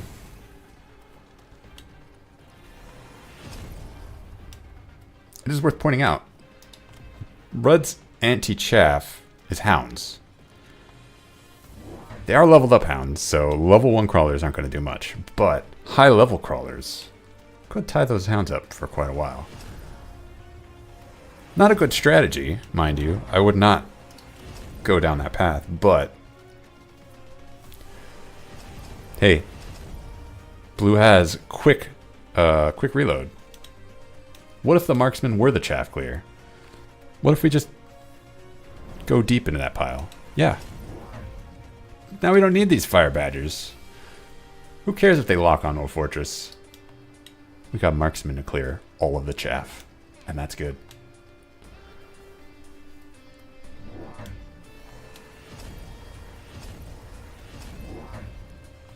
Ooh, fangs. Okay. It's a battle between quick reload marksmen versus fangs. Who will prevail in this fight? Vote now.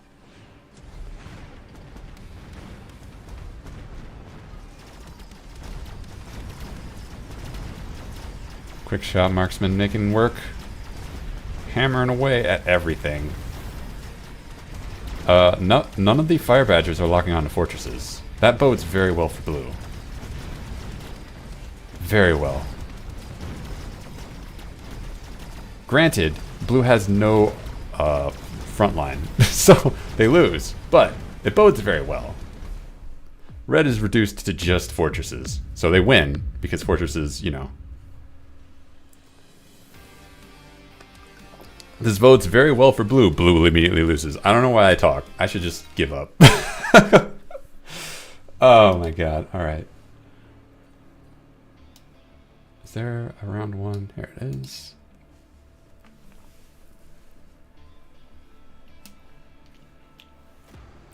If all of your units except your marksmen are dead, and all of the enemy's units except their fortresses are dead,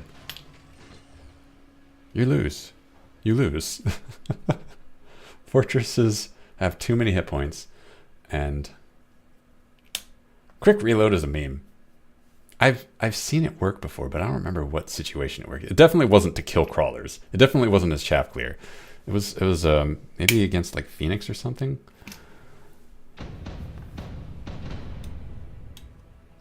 Definitely have never seen marksman outscale fortress. I've tried it myself. It does not work.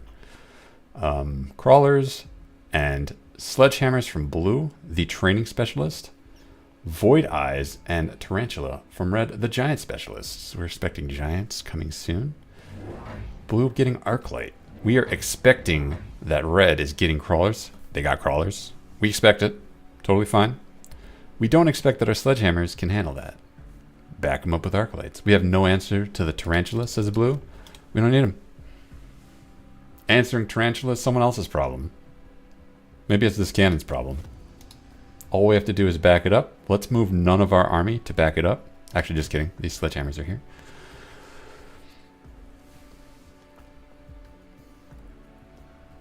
We've kind of focused our attack on this cannon right here. Seems more defensive from red side. These crawlers might be too far forward for what where the battle line is going to end up, but maybe not. Yeah, blue is also moving the arc lights back, playing a little more defensive. Reasonable.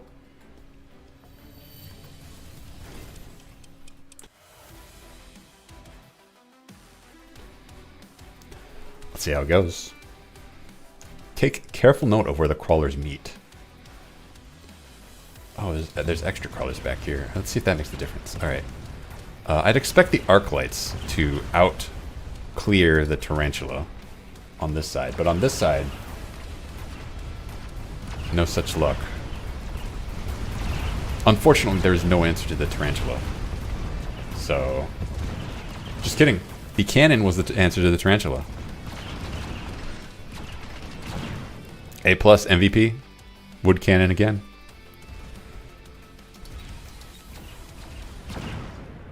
Not that it mattered.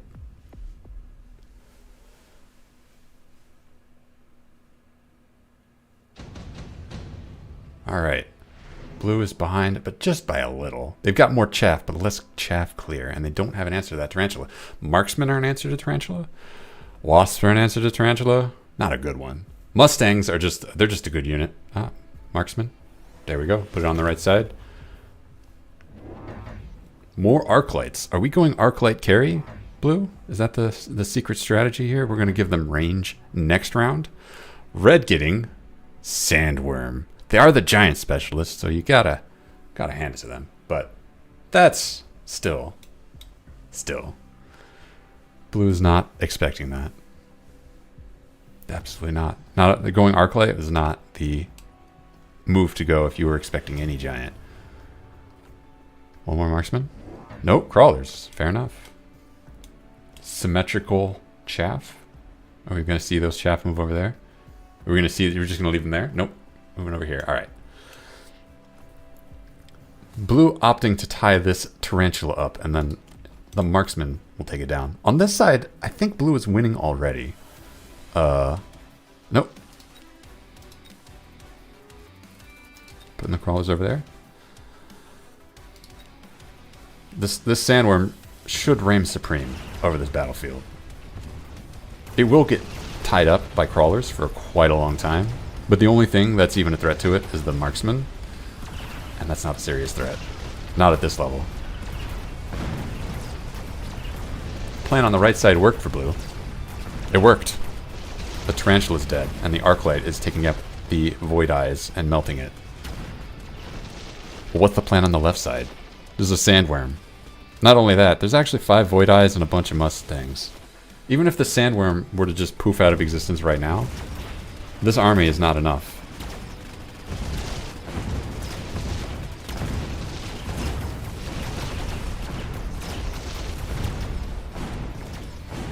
I mean, it was enough because of the tower and the turret, but sandworm didn't poof out of existence. What's the play?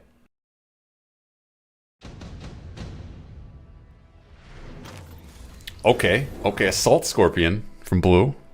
Very, very forward of a counter. That will do a lot of damage to a lot of things.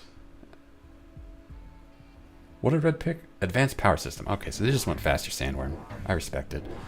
2 scorpions. 1 on each tower. We are worried about a second sandworm over here. I think that's a very reasonable fear to have, because these sandworms,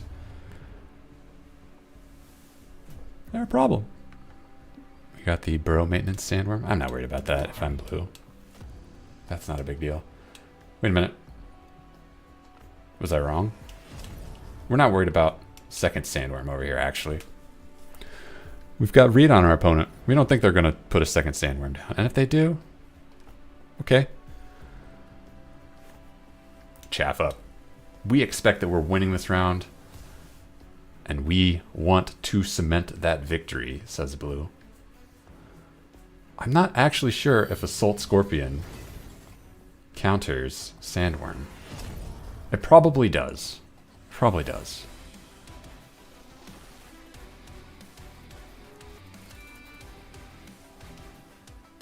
We'll see in just a moment. Left side is really going to be key. Right side, that's Blue. Blue wins that. If this Scorpion starts connecting on things other than crawlers, that's bad news for Red. Yeah, it's hitting the Sandworm. Not great for the Sandworm, but, like, it can just move.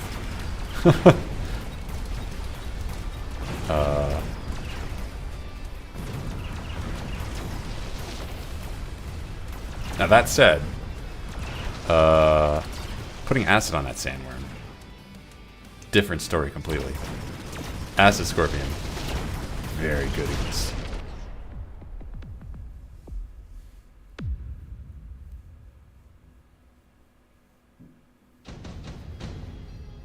Alright, it's leveling up. Additional deployment slot. Red sees that. Yeah, we're going to put so much chaff down. Just kidding. We're going to put so many sandworms down. Blue skipping that. Huh. Don't have the money for it. 2 more scorpions. What if we go all in on this hog? No, just kidding. 1 more scorpion. Acid scorpion. There it is. Crawlers. To give them all the cover that they need to get acid on the sandworm. Once that's the case, problem should be solved. Right side could become a problem for Blue. Red has had plenty of opportunity to just do whatever they want. Build up that side without worrying. They have additional deployment slots, so they can just outmaneuver Blue. And they got Void Eyes with suppression shots. I don't think that matters. Don't think that matters, but I don't know. We'll see. Not much cheekiness coming out of Red. They're kind of just playing standard at this point. Mustang here. Got a crawler or 2 there. Got Void Eyes. They got Marksman, so they're kind of ready to receive any sort of shenanigan. But these aren't shenanigans. These are scorpions. These are acid scorpions. These are the business boys. Alright. Pay attention to the scorpion. If it gets acid on that sandworm, that is bad, bad news. Yeah. Difference made.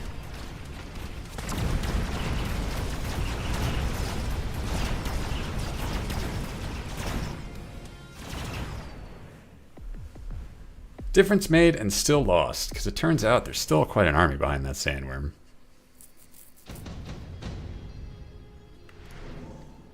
And as good as scorpions are, you know, they can't do it all. Card picks. Card picks for both sides. There's not much chaff, so Vulcan doesn't make a lot of sense. Neither does Wraith, but we picked Wraith anyway. Wasp. Picked Wasp to exploit the fact that they're only marksmen for air defense. And maybe Blue sensed that, and that's why they picked Wraith. They're really sensing that this is the focal point for the fights. Interesting, another Arclight. I would not predict that. I would have expected a Scorpion with range. Wait a minute. There it is. Scorpion with range. Just kidding. Take it back. We're getting Wraith. 2 Wraiths. We are very worried about that Wasp. What if we counter both sides? Just in case additional Wasps appear here. They're not. But what if they did? Nah. We're good. But still. This is no chance of succeeding for Blue. There's no answer to the sandworm. Oh. Okay. Just kidding. Additional Scorpion. Nope, just kidding. Put that over there. Yeah, this has no chance of working. This army is going to get stuck on the sandworm. Oh, actually, what? Why is the sandworm going over here now? Huh. The sandworm is going to delay the arm. Oh my goodness. Why is the scorpion dead already? That's a bad. Chaff is out of position for blue.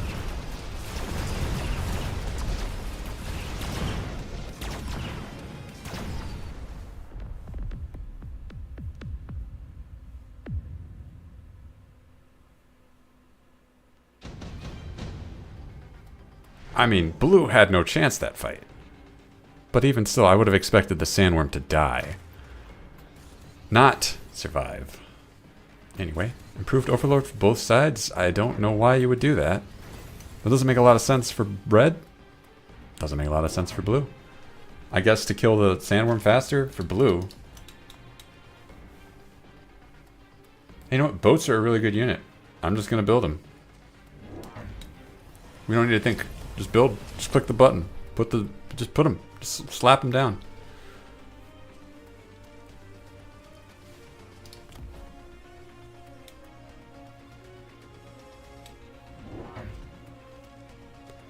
Let's throw in a wrench into how well this sandworm performs. Because this overlord is a threat to it. But this overlord is a threat back. There's not enough chaff to protect the scorpion. We've seen that. Is it because they got subterranean blitz and now the crawlers are too fast? No, it's probably just because there's just not enough chaff right here.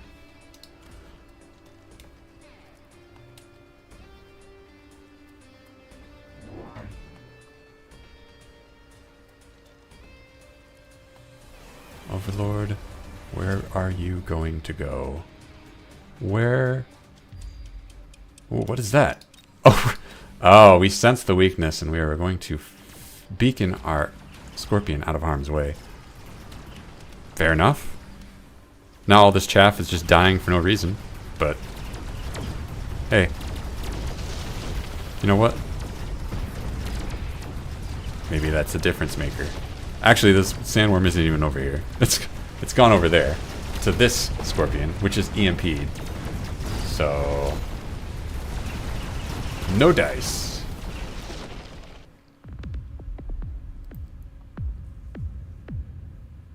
I don't think boats were necessary, but you know, it kind of it won the game, so I guess it was necessary. That makes sense. You buy boats not because it's a good unit, but because boats do the most damage to the enemy's hit point bar. I see that. I see that now. Okay. Match in progress. New match. We got blue, the blue player, the aerial specialist, hounds, and sledgehammers. And they've bought some marksmen. No chaff, but they have chaff clear in spades. And the marksmen are a counter to the red player's tarantula fang composition, plus their own marksmen. Marksmen less of a counter to anything from red side, but they did it anyway. Marksman, a good all-around anti-cheese unit. They can shoot down phantom rays. They're not terrible against big air. They are, and they should expect big air because aerial specialist. Oh, I just noticed they're the quick supply specialist. They have 200 more money. They didn't spend it.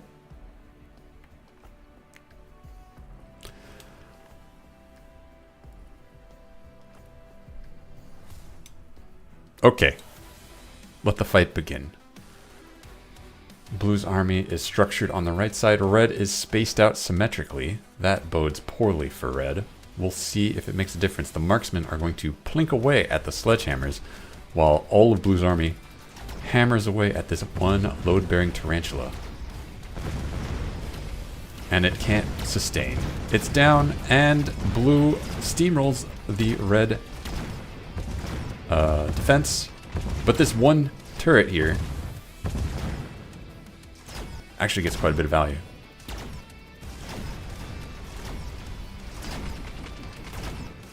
Not much of Blue's army left. It's all up to this Tarantula, which has a lot of hit points, mind you. Now it's up to these Fangs versus this Marksman, and the Fangs do it. Never a good sign when your Fangs are the last surviving unit and the difference maker, but that happened. Blue skips. We don't want to see these cards. We don't care. Mass produce Sledgehammer. Skip that. Smart Arclight. We can skip that. Redeployment. Skipping that. All right. Blue opting for Stormcallers. More Stormcallers. Yeah. Great unit against a slow army like this. Red opting to get another Tarantula and more Fangs. Red has a composition. Why change it? It works. The system works. Symmetrically placed Stormcallers, says Blue. Okay. Kick it.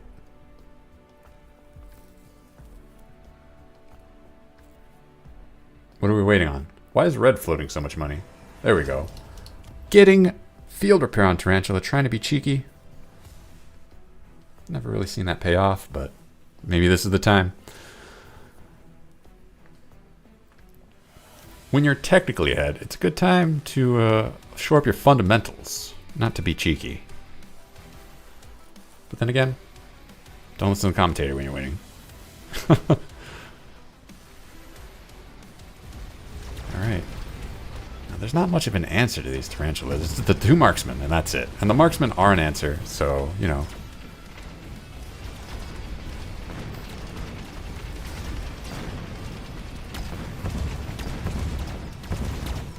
No. They're not. The Tarantulas just have too much regen. And that is it for Blue. But it's just round 2. Very easy to counter. You just click the EMP button on the Marksman. Suddenly, who cares? Oh, an excellent choice for both sides to shore up their crawler chaff capacity. Red getting wasps instead. Okay. That's fine, because Blue does not have any anti-wasp. They just have Marksman. Are they going to give Mustangs to counter it? Are they going to encourage? I would get crawlers and assume that my opponent's not getting wasps. Assume that they were getting crawlers, and then I would lose. So, hey, don't listen to me. Blue getting Phantom Ray. What do they pick? They picked Phantom Ray. Okay. That was an option.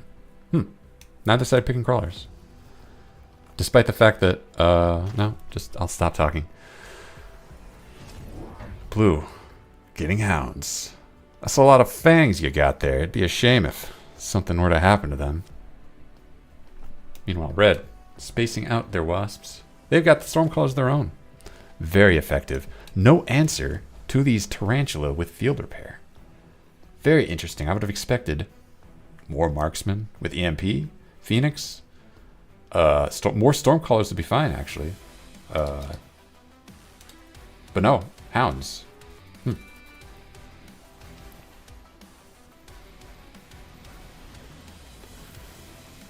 Alright. Blue does have Fangs, so there is an answer to these wasps on the field. But Fangs, if you're using Fangs to counter wasps, you're kind of in a desperate position. Yeah, desperate position.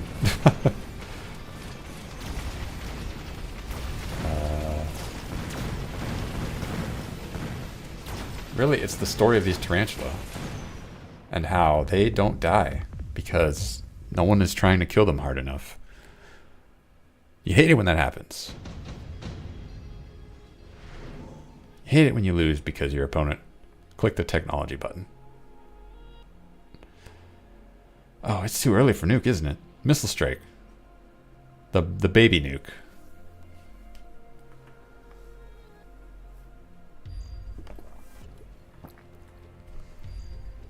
Both sides say Stormcallers are annoying. What if there isn't? Red says, how about I do anyway? Fair. Blue. Getting a war factory in round 4. Okay. Calm down, buddy. We get it. You have big guns. Is that a counter to Tarantula? It is. Is that a good counter to Tarantula? Spending 800 to counter... Well, this is 300. Plus field maintenance. I mean, and technically if they recycle this, then it's just... Spending 800 to counter whatever field maintenance costs. I don't actually know what it costs. It's a bit gratuitous. We'll see. Will it pay off? Obviously, it should win this round. That's not in dispute. The only thing that threatens this war factory are, besides the wasps, are the mustangs. Marksmen, not mustangs.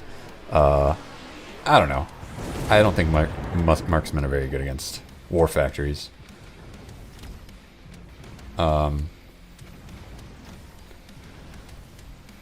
man, and we're still using fangs to counter wasps. That's kind of silly.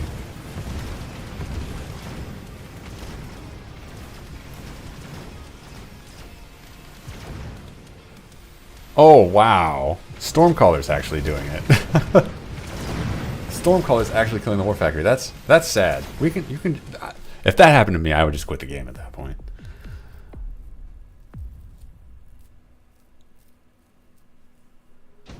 You spend $800, 800 credits on a cheeky play, and it fails anyway. And then you go further with Overlord. And a second war factory. If it didn't work the first time, it'll work the second time. That's what I always say. Abyss from Red. Okay. Okay. Calm down, Red. We get it. You win. You don't have to do this. This isn't fair. Oh. Hold on. Blue got incendiary hounds. That actually matters. Tying up Blue's army with Red's chaff has been pretty helpful for Red. This could turn that around. If the chaff gets stuffed, then this war factory gets to cover a lot more ground. There's no counter to this Abyss. Just to be clear. This Abyss wins. It's not... Fangs are not going to counter the Abyss. This one marksman is not going to counter the Abyss. Phantom Rays, no. So, Red wins by default. But, clearing off a lot of this chaff means this war factory is going to get a lot more value. And this one too. 2 war factories.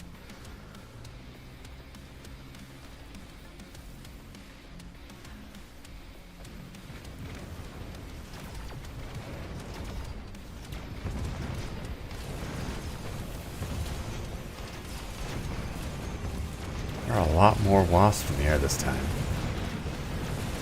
And there's no more anti-air from Blue's side.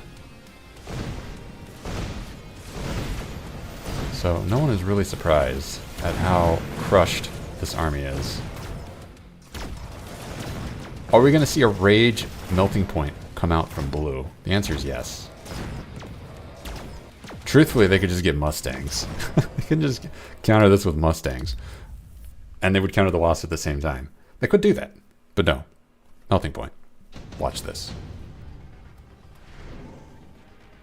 Blue skipping the Orbital Bombardment's Accord, though. You have to pick it. You cannot skip it. That's illegal. Blue immediately throwing the game. Red could just pick Super Supply. Oh, they're both skipping. Okay. Yeah, okay. There's the Rage melting point.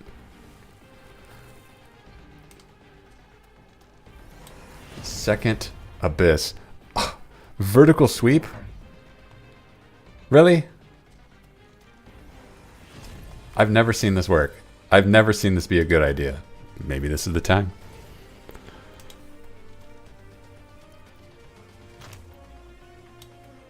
Would Mustangs have countered this? Yeah. Let's see if melting points do too.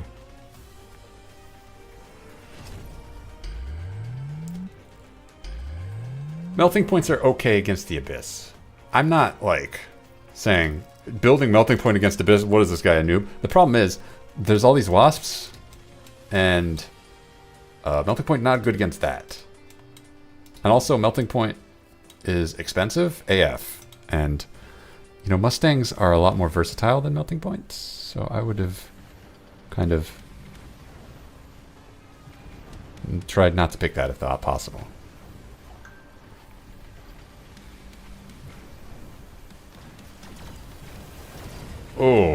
Oh, incredible damage from the Abyss. Of course, the melting point makes this one go away, but not before it blows up the war factory first. Yeah, and meanwhile, all these wasps here are making this melting point look like an idiot.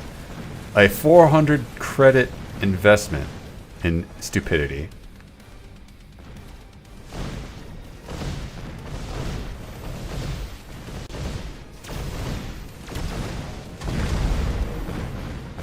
But it actually mattered. The melting points were the deciding factor there. My bad. Kind of figured that the wasps here would make them look stupid. Then again, I've never seen this be worth it.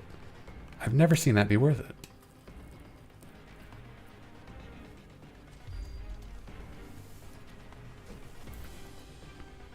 I feel like swarm missiles is great. Range enhancement is great. I've never seen wreckage recycling matter, but I've also never seen it, so I don't know. More wasps. Hey, you know, melting point has a weakness, and that weakness is wasps. What if we just put infinite wasps down? Could work. We do sense that blue has sensed this weakness and put down some wraiths. Wraiths, good counter to wasps.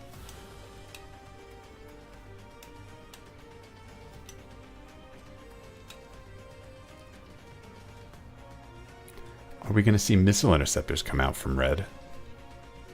The hounds getting good value with their incendiary bombs. Putting a missile interceptor here completely turns that off. And also, you know, there are stormcallers, so... Oh, wait, hold on, what? Okay, steel ball production, never mind. Who cares about that?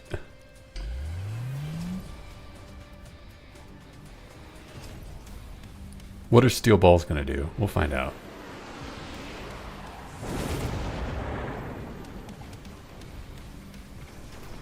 Army converging over here. How much can this wraith do in practice? The answer is a lot. It's melting away these wasps like they're crawlers. If the wasps go, the abyss goes. Still quite a bit of wasps though.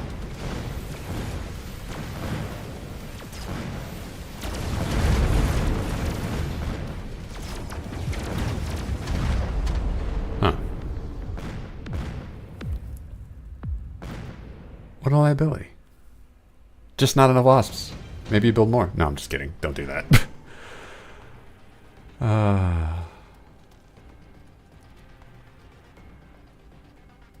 Alright.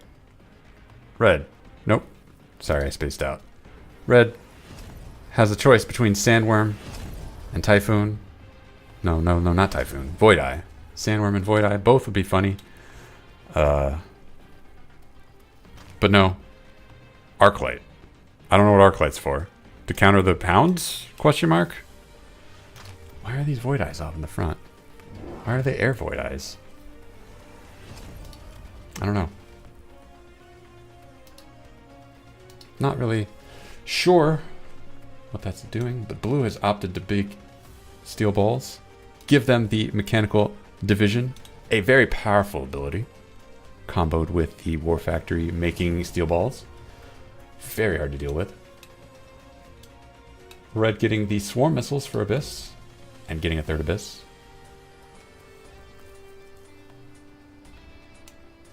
I kind of feel like that's not going to make a difference.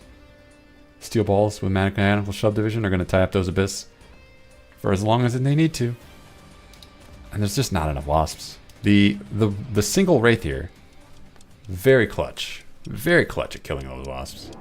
Another wraith from blue. Sensing that that's what they need. Putting that down. Plopping that into position. Oh boy. This don't bode well.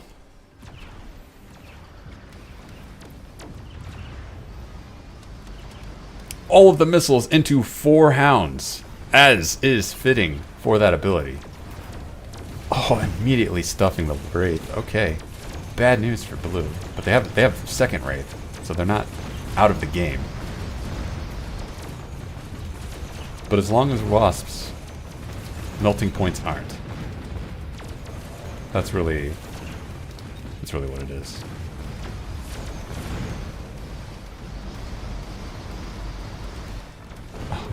Okay. Can 12 wasps hold off this melting point? They can't. They cannot.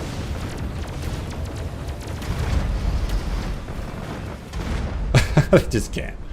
Oh, but if they did, can you imagine? Red would have won that. Not by much, but they would have won that. Orbital Javelin. Nope, just kidding. Ion Blast for blue. We're going to go ahead and wipe out all of those wasps like this. Meanwhile, Orbital Javelin says, melting point? I hardly know him. That doesn't work. But I said it anyway. Am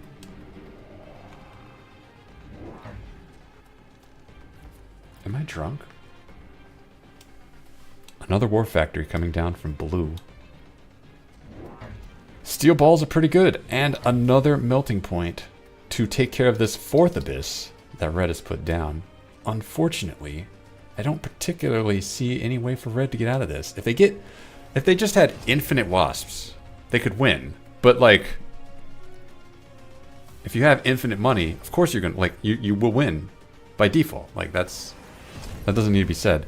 Okay, Dark Companion. We're gonna have a lot of wraiths join red side. I don't know what that's doing. Are they there to absorb? Are they there to block the other wraith? To tank for the wasps? That could be.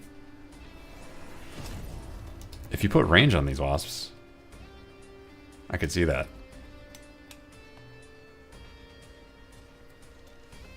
That could work. That actually might be hilariously effective.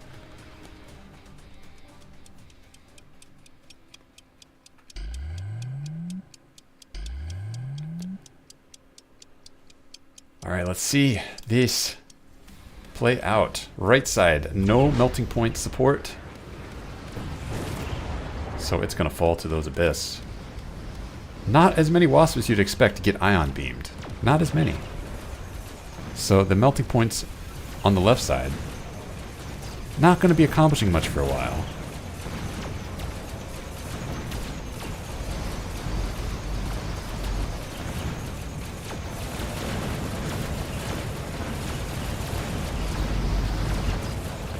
That orbital javelin on the right side pays off. Red completely surrounds and crushes. And as that game? Because that's 4 surviving abyss. Yeah, that's game. Wow. Orbital javelin gives red the victory.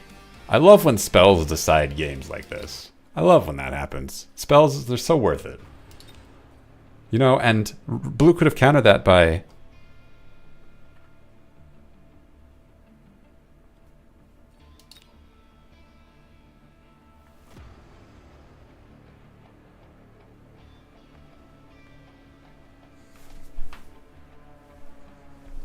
Anyway. Here we go. Let's begin. All right. We have the blue player, the supply specialist. They are the Fire Badger Fang pair. They built some crawlers. Anti-Chaff and Chaff versus the red player, the speed specialist. Steel Ball Fang, an interesting combo. I don't know how to make that work, and I'm very certain this is not how you make that work. Putting the fangs in the back and the steel balls in the front, don't know what that's doing. But we're going to pair them up with some Void Eyes. So we are very focused on anti-big units. So if blue decides for no reason to go Sabertooth, we have that countered. So is red. Unfortunately, they did not. They chose to go Crawlers, which is a very effective counter to all of red's army. Scary. But, hey, it's just round 1. Don't take it too seriously. Steel Ball is going to be spending all day and night killing crawlers until they die. And they're dead. Now the Void Eye is killing crawlers until they die. Now the Fangs.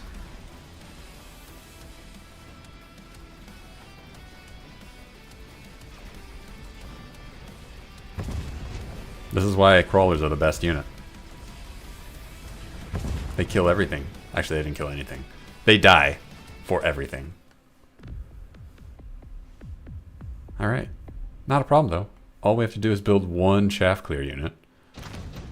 Red's back in business. Let's see what it's going to be. Hounds, says blue, for their unit reinforcement. Red getting wasps. Where are the wasps going to go? In the back. No, we're going to move them up front a little. Sell the steel ball. Oh, the other steel ball got sold. Okay. So red was already doing some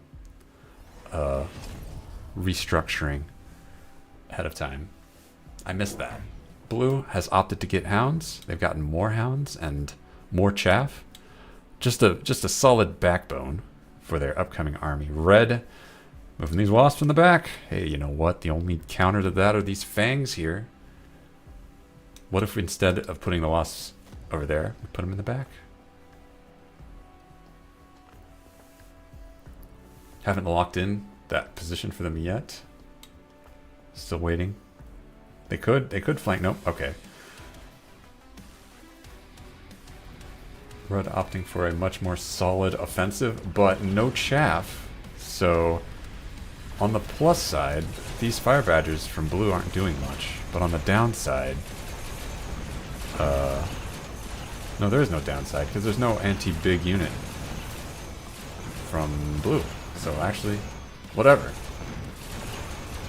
There's nothing for the chaff to tank.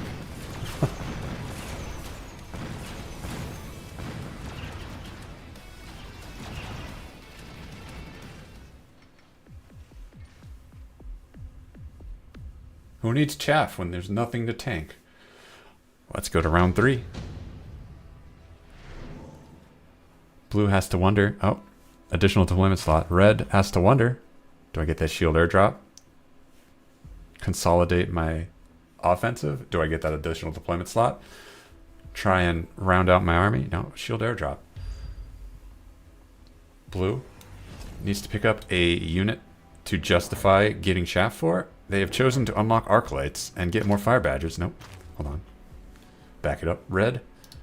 Getting the napalm. Okay. Very aggressive. No more hounds. More hounds from blue.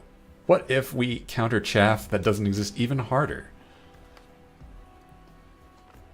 Well, you see, there's a strategy here. We'll find out what it is next round. Incendiary for the hounds. Very effective against chaff. What's the counter to these wasps? Is it the fang? Are we just counting on the fangs? It is, because we got more fangs way in the back. These guys, they've got on their guns, they've got tiny little guns that shoot tiny little bullets, and on each gun it says wasp. Because that's who they're gunning for.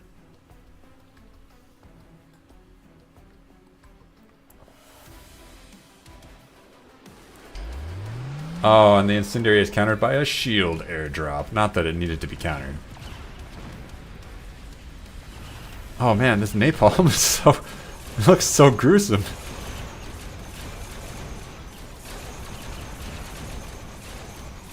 Brutal. Who needs to counter Fang when you have napalm? I don't. No one does.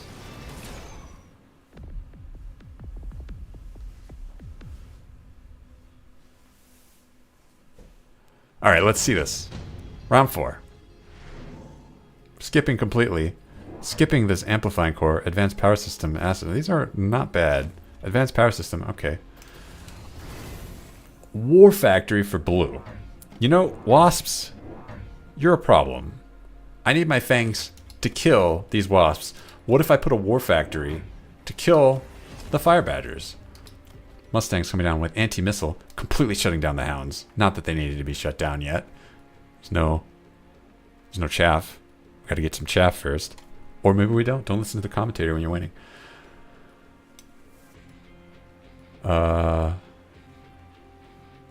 Mustangs are just a good unit, so can't complain to red. It's just a good pick.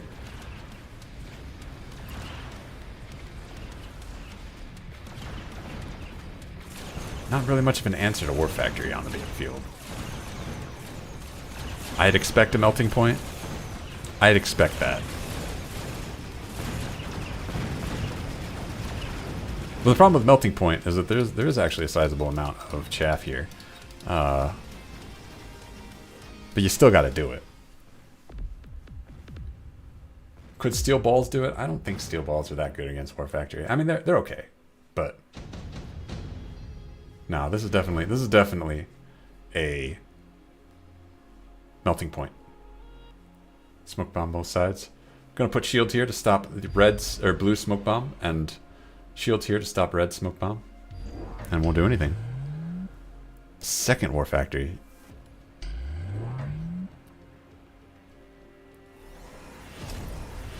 Okay, no, actually we're gonna use Void Eyes to counter the war factory.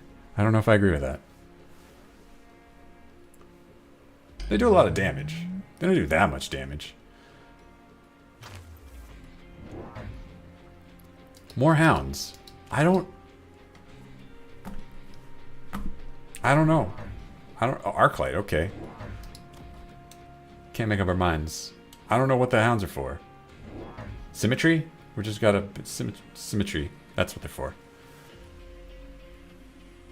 Blue opting for a symmetrical hound play that's already been countered by these Mustangs.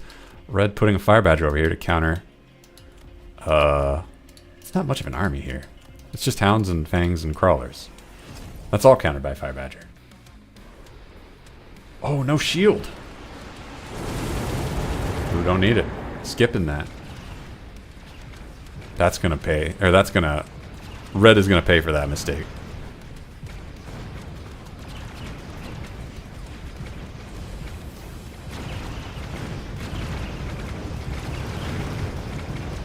Alright, one war factory goes down, but not the second. Void Eyes don't scale. Unfortunate. Blue snapping up a Wraith to counter the chaff. Red snapping up Marksman. Sure. Decent. Hard-working unit. Blue is very, very committed to countering all of the chaff. All of the chaff. Any possibility of chaff countered. At this point, red going chaff would actually probably be a mistake because they would just be increasing the amount of value that blue is getting from their units. We see steel balls with mechanical subdivision and steel ball production coming from these war factories. Where are the melting points? That is kind of increasingly becoming red's problem. They need to spend a round just going melting point. If they don't, there's no answer to this. It doesn't exist. Tightly packed Mustangs and Void Eyes, they're good. They're not that good. Ooh, missed the steel ball flank over here too. From blue. That's a problem. That is a huge problem. That basically means that next round, red will not be able to get melting points to kill both of these because they need to counter this. Blue is free to put additional pressure here to punish as well.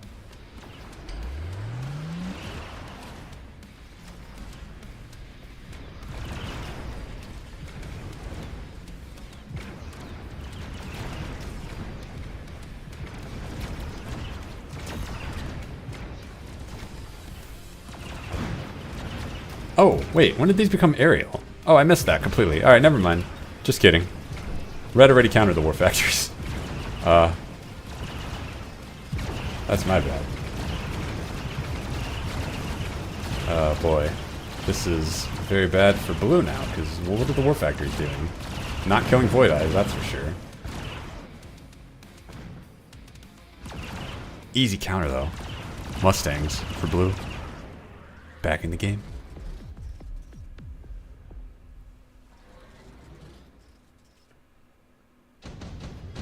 The advantage of melting points is there's not really a counter to that. The counter is chaff, but like chaff against this? I don't think so. Even more Void Eyes. Another War Factory. War Factories scale pretty good against not melting point. EMP for the marksman. Shutting down the steel ball shenanigans. I guess that's a counter. Like that does kind of shut down this cheese. These Fire Badgers do not, but there's the Mustangs from blue. Giving them anti-air spec, we are going to make those Void Eyes useless. That is bad news for red. Red hasn't really countered that. They don't really... There's no hard counter to this. Like, Mustangs are just a good unit.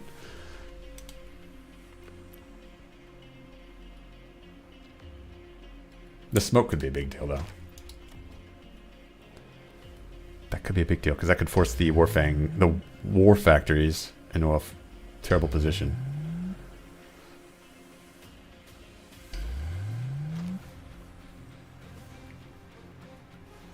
It might not matter. It doesn't matter nearly as much for blue as it does for red.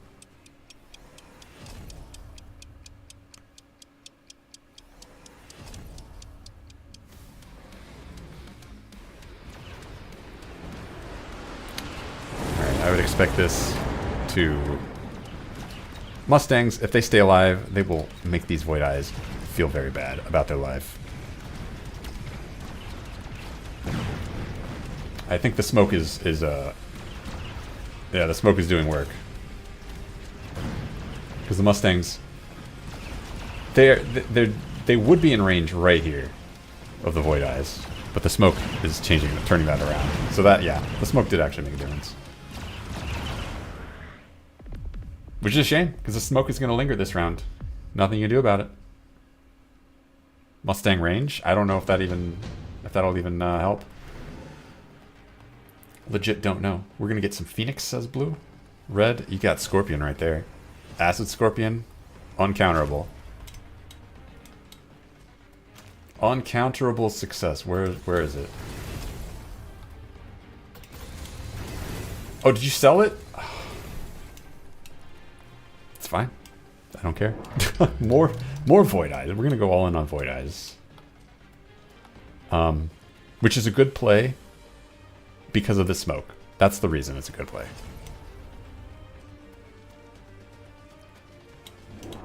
Blue. Getting more Mustangs. It's the right answer. But will it work?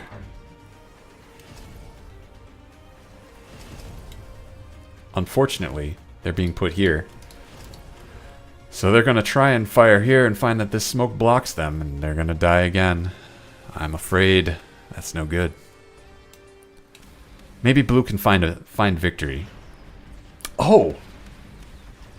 Does that work on smoke? No, this doesn't work on smoke. Oh, it does work on smoke. Hold on. This clears smoke? Did they change that at some point? I thought it only cleared fire and acid. That's a huge difference. Also, this clears acid. When I said acid scorpions, I was a little drunk. There is a counter to that. And blue had it already, so maybe selling the scorpion actually is smart. We see the value of that smoke, because getting rid of that smoke dramatically reduced how effective this army was. It's still effective, though. Is that a victory? Oh my goodness. Oh no. Oh, that's a shame. I feel like Mustangs could have pulled that off. Did they change it so that that thing clears smoke? That must be new. I'm going to assume that's new, and I'm not an idiot, because that's good for my self-esteem.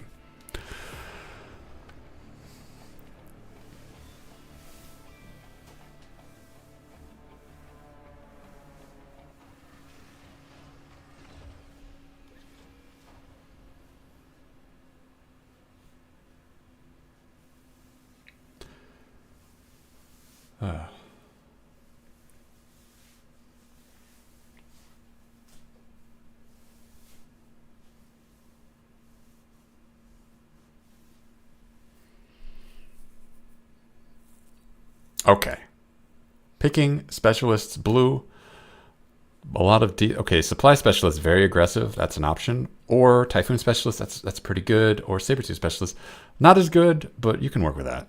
Crawlers are really good, and saber-tooth are really good, and you just pair that up with some chaff clear. Red has opted for the training specialist, fangs, sledgehammer, very solid defensive pick. We'll probably see marksman coming with that. Blue, saber-tooth, crawler. We'll probably see arclights with that. Or hounds. We should see one of those, because red has fangs. So, you know. You have to counter the fangs.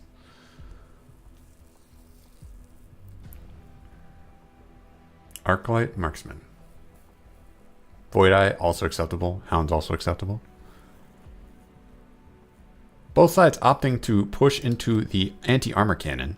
Not a bad play, but I would have expected the Sabertooth here to push into the rapid fire cannon. Anti-chaff cannon. Not very good against tank. Okay, we got hounds coming from red. That's not what I expected.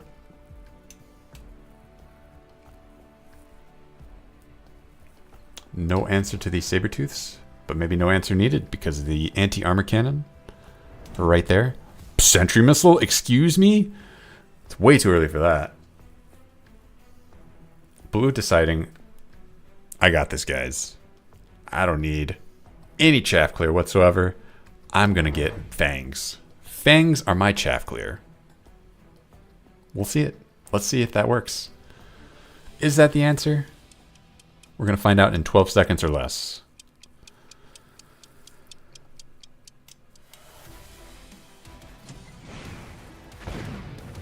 I thought that was Blue's missile. That was Red's missile? Why are you doing that?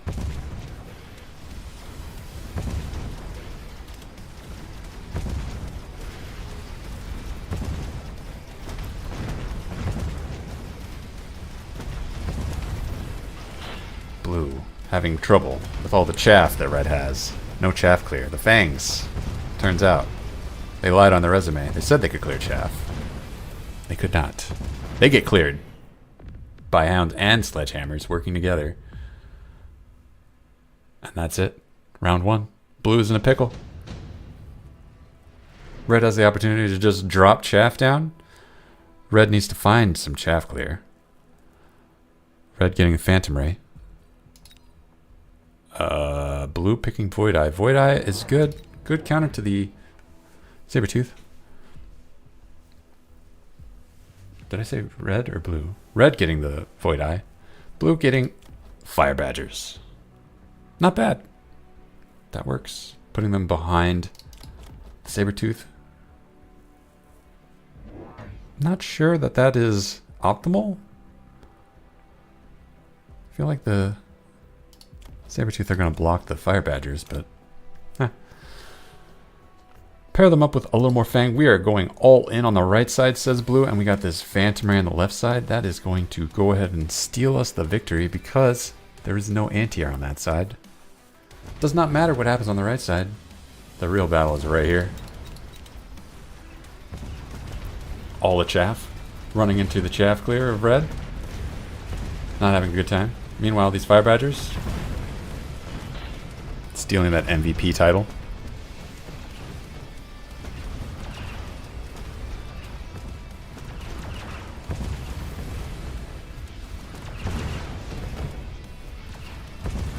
Pretty good.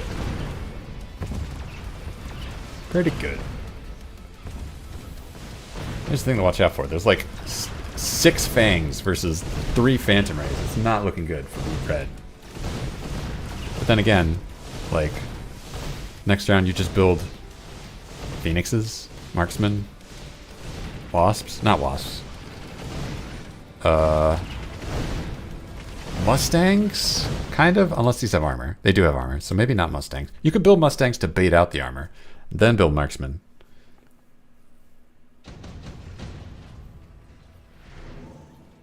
You're getting that firepower control system. Are they going to get Mustangs to put that on? Blue looking at that underground threat. That's very tempting, you know. Red does not have a lot of chaff clear over here. That would be a very, very mean place to put underground threat. Blue sees it. What is Red going to do with this? What Mustang are they going to put this on? Actually, they went Phoenix.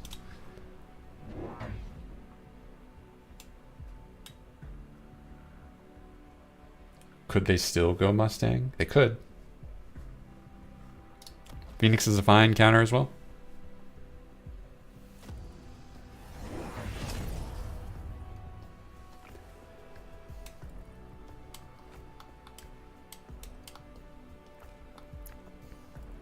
Blue's Fire Badgers. They have range now. Making up for the fact that they are behind the tanks and kind of blocked off. No, Not a problem anymore. They can just outrange the tanks. Kill all the chaff that way. Not the best, because the problem is the Fire Badgers are not killing the chaff before the Sabertooths get to work. But not the worst. Alright, let's see this air battle here. Air battle, very bad in red side, because one Phoenix already down, and the 3 Phantom Rays are just like... Whatever, bro. Killing that Phoenix, taking it down. There's another Phoenix over here. Doesn't stand a chance. Too busy looking at Fire Badgers who don't care. They just do not care. Let's see round 4. Portable shield for red. Put that on some Phoenix. They can tank one more shot from the Phantom Rays. Just kidding. Don't do that. Rhino Assault from blue. Hey, my opponent still hasn't reinforced this. What if I go ahead and take advantage of that? Meanwhile, red deciding, hey, I got all these items. I gotta start putting them on stuff. What if I build Mustangs? Blue getting marksman. I guess worried about Phoenix cheese. I'd be worried too. Totally fair. Oh, Fang shield on round 4. Nice. Nice. Very tanky. Very tanky chaff. What is red gonna do? They already did it. I missed it. They got marksman as well? Yeah, they got marksman as well. Zenim's gonna go somewhere. Getting level 1 weapons so their hounds can kill crawlers better. Oh no! Doom Rhino has showed up. We're heading right for this tower. It's level 2, but Rhino don't care. Rhino does not care. That tower goes down at the worst possible time, right in the middle of this battle, and that is bad news for red. All of their forces feel really bad about themselves as they get picked apart. Marksman from blue, looking for those Phoenixes. They're finding them. There they are. Got them. Promoted? Maybe.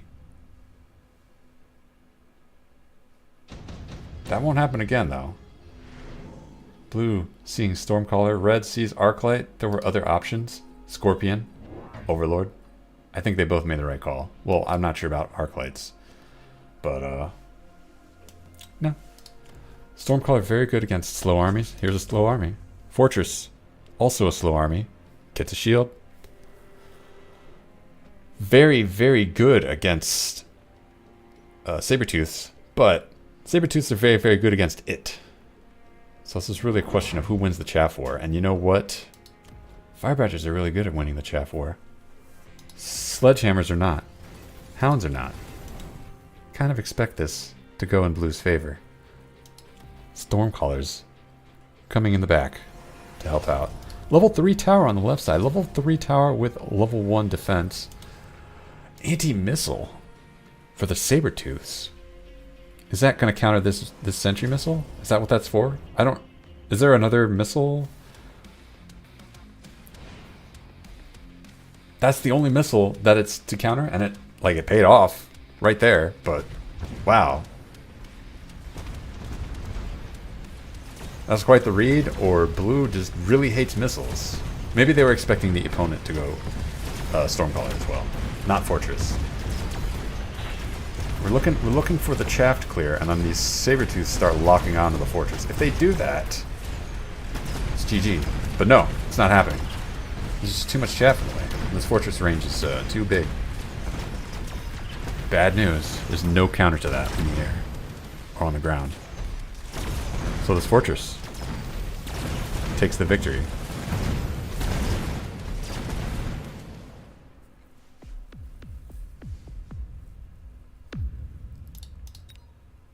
Oh, so close to leveling. No cigar, though. Oh, boy. All of these suck, but Elite Crawler from Red, we sense that these Fire Badgers can't cope. There's just not enough chaff clear, I guess. What if I get my own Fortress, says Blue. Put him right behind, in the middle. Red getting a second fortress. Fortress battle. Love to see it. This fortress getting a... what is it called? Fire control thing. Does it need the extra damage? I don't think so. But it's getting it anyway. Anti-missile coming down for blue. Nope, for red. I know my colors.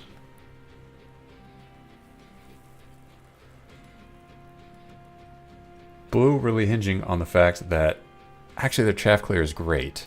Their chaff clear is immaculate. What the real problem is, they don't have enough fortresses. Is that true? We're about to find out. Level 5 crawlers. Gonna be facing off against these level 2 phantom rays.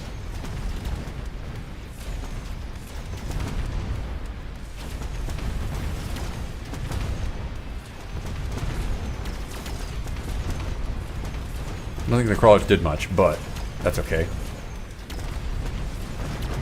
Fortresses here are still fighting on. They're not getting nearly as effective shots against these saber-tooths as they did last time. That said, this fortress is still alive. And the only thing opposing it is this fortress.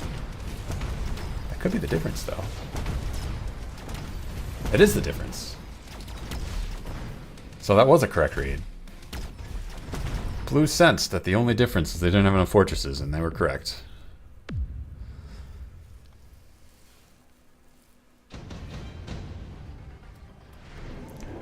Shields for both sides. Level ups for both sides. Heavily favoring blue, though. Level 2 Sabertooth's a lot more of a threat to fortresses than level 1. Sabertooth outdamages the fortress by quite a bit. This one can level up, though. Second fortress coming down. Blue. Putting it over here, we're going to be more aggressive with that fortress. Third fortress for red. Range for the fangs. So we don't want them to be chaff anymore. We want them actually to be behind the fortresses. Blue has a strategy. They're putting it into play. This is a very tightly wound bunch. Same up here as well. Red has anti-missile Mustangs now. Countering the Stormcallers. Stormcallers are pretty good. Countering them. Very worth it. And I think these crawlers are new. Yeah, I think they're new. So we'll see how much a difference that makes. These Fire Badgers don't care. They're going to kill those crawlers pretty good. But that will tie them up. Maybe that gives the fortresses enough time to clean up. Not leveling up this fortress. Curious. Alright.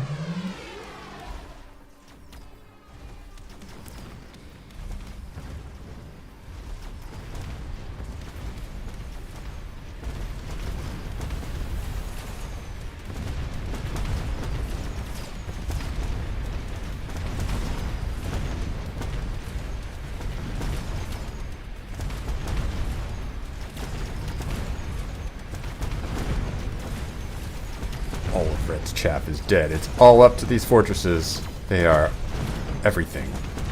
All of Red's hopes and dreams. They have cleared up all of Blue's fortresses, so it's up to the Stormcallers at this point. And one Phantom Ray, just kidding. I don't think this works out. Blue is going to pull this off. Level 3 Stormcallers are very effective. Do these have anti-air? No, but they do have range. Okay. Long-range marksman? Pretty good against short-range Phoenix. Oh, Lightning Storm for both. Orbital, I feel like would have been better, but... No, I'm wrong. Lightning Storm better. Both sides going to Lightning Storm and then shield to block the Lightning Storm, thus making spells the best part of this game. Melting Point coming down for blue. So we expect something to happen with these fortresses. And the fortresses are getting elite marksmen. Very weird when they're level 1. But it happened, so...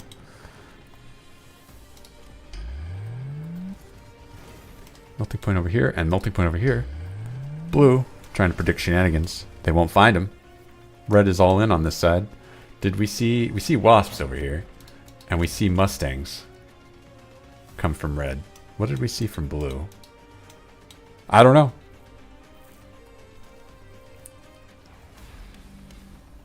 Rhino over here. But this is a level 3 tower. Oh, blue didn't shield. I missed that. That's bad. That's bad. That's basically toast. Alright, time to uninstall this game, blue. I'm sorry. Ugh.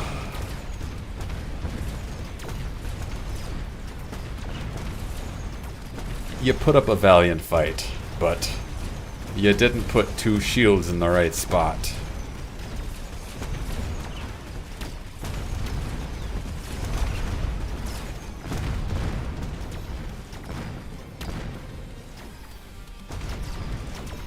Easy comeback, though, next round.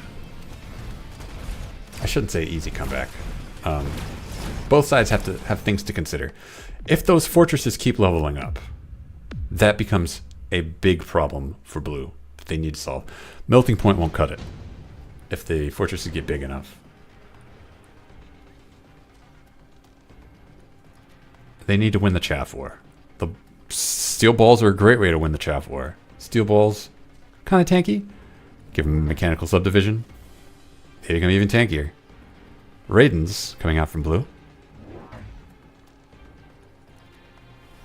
What is red doing? More melting points from blue. Okay, so we're all in on this strategy of melting point. That would work if red gets more fortresses. But red has chosen to get steel balls. They spent their deployments. I don't see... I can't tell where they did. Where they spent them. We're getting Cheeky Wasps back here. And Cheeky Phoenix. This is not the round for that. But, hey. If you got them, you got them. No mechanical subdivision, unfortunately. So those steel balls are not going to be good chaff.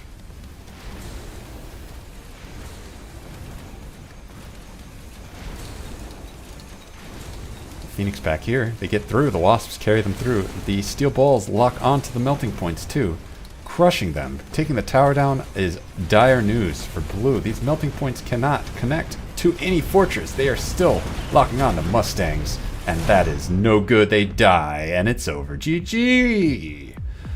Didn't even need the fortresses. I mean, you needed the fortresses, but you know. Oof. Cheeky play in the back. Wanted after all.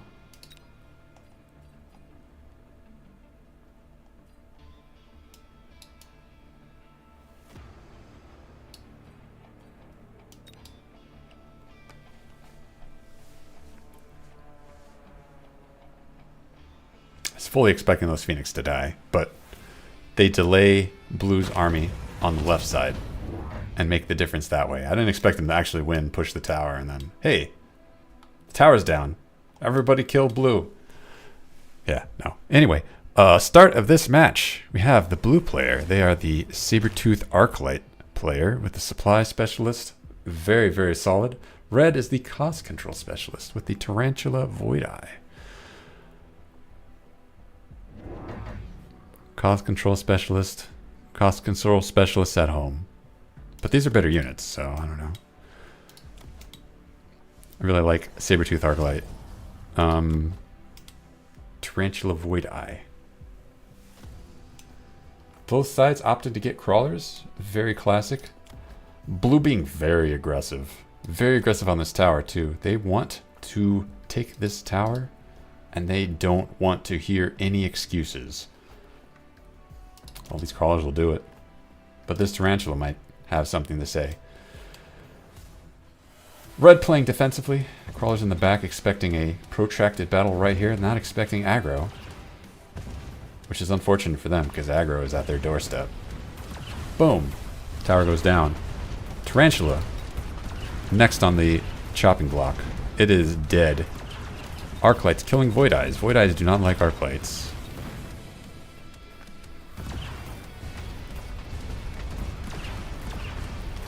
Unfortunately, crawlers over here could turn this around if they get through that tower. They won't get through that tower because that's not how this game works. But if they did get through that tower, and then they get through the tower, sorry, if they get through the turret, and then they get through the tower, at the right time, that could have turned that battle around. But it didn't, so I don't know why I'm talking still. Big problem for red. Aggro is at their doorstep, and all of their units out of position. Blue getting the extended range arc light. That's bad news for red. I hate when that happens. Here's the card that makes my opponent's units much better. Damn. Blue getting chaff. When you're ahead, you get chaff. Red getting the assault scorpion, and then building fangs. Yeah. But they're playing the fangs defensively. They are not positioned to receive aggro. Interesting. I don't know. Fangs from blue back here to defend this tower. Because if that tower falls, that could be a problem.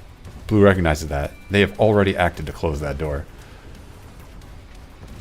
Tower has fallen. Void Eyes are hitting chaff. Not good. Meanwhile, the Sabertooths are locking onto the Tarantula. If they can kill that Tarantula, that's it for the left side.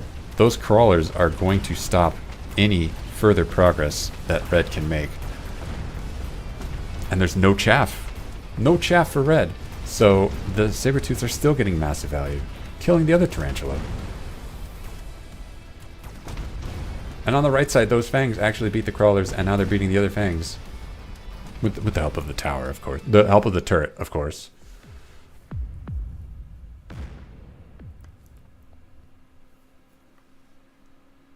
Very tidy. This could turn around, though. This could turn around on a dime. Aggro is very fragile.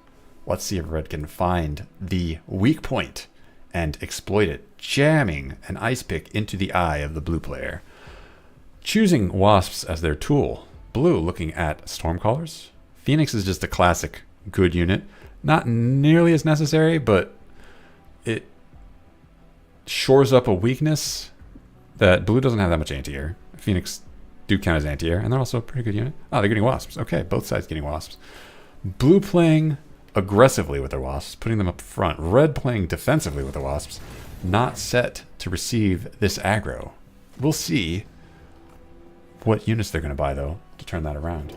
They've already bought something. I'm going to guess they bought more fangs. Blue choosing to get another Sabertooth. Hey, if it's working, keep on aggroing. There's no chaff here. Oh, just kidding. Now there's chaff. Just kidding. Chaff is backed off.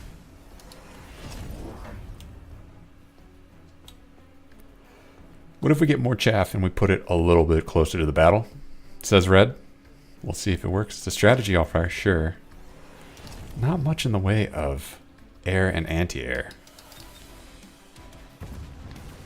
And curiously, blue's wasps are configured for anti-air fighting, but reds are not. So, blue does have the option of going wasp carry here. Not really. I shouldn't say that.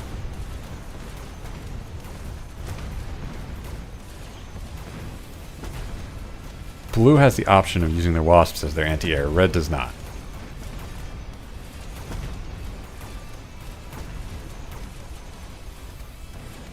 But if they do, they need to click that button, because this is not going to work.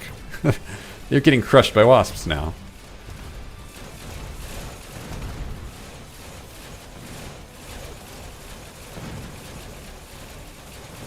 Oof. These are going to level up.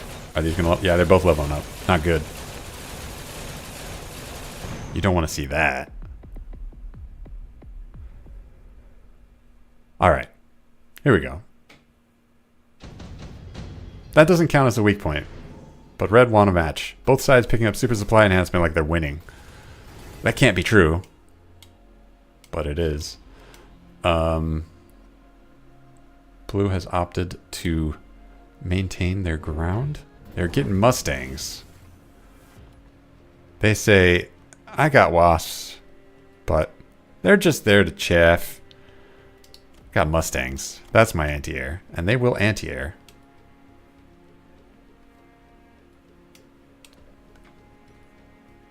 Red has upgraded their wasps. They're thinking right now. They've got options. They need to worry about these Mustang or these Sabertooths. They don't know the Mustangs are there, but they can kind of figure. These Sabertooths need to be answered. There is no answer currently, but there are many options. They have Assault Scorpion. Get Assault Scorpion. That's a good answer. Assuming you're winning the chaff war. That's a good answer, assuming you're winning the chaff war.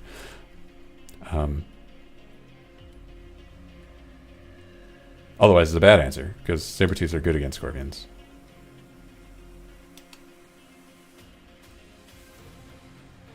Even Assault Scorpions? Ranged Tarantula. Okay. Good counter against the Mustangs that Brett, I guess, predicted. And then we see that they've got more chaff. Win that chaff war so you can get Scorpions. You got the card for it. You got to use it.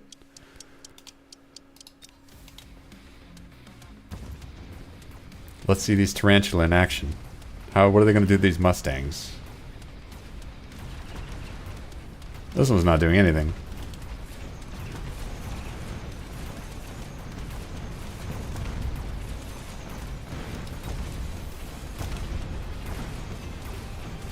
Most of the Mustangs have died, but the ones that are still alive are shooting down all of Red's Wasps.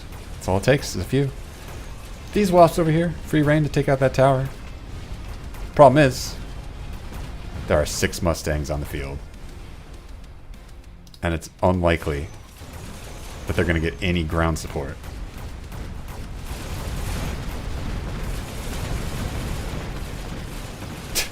Four Mustangs. That's all it takes.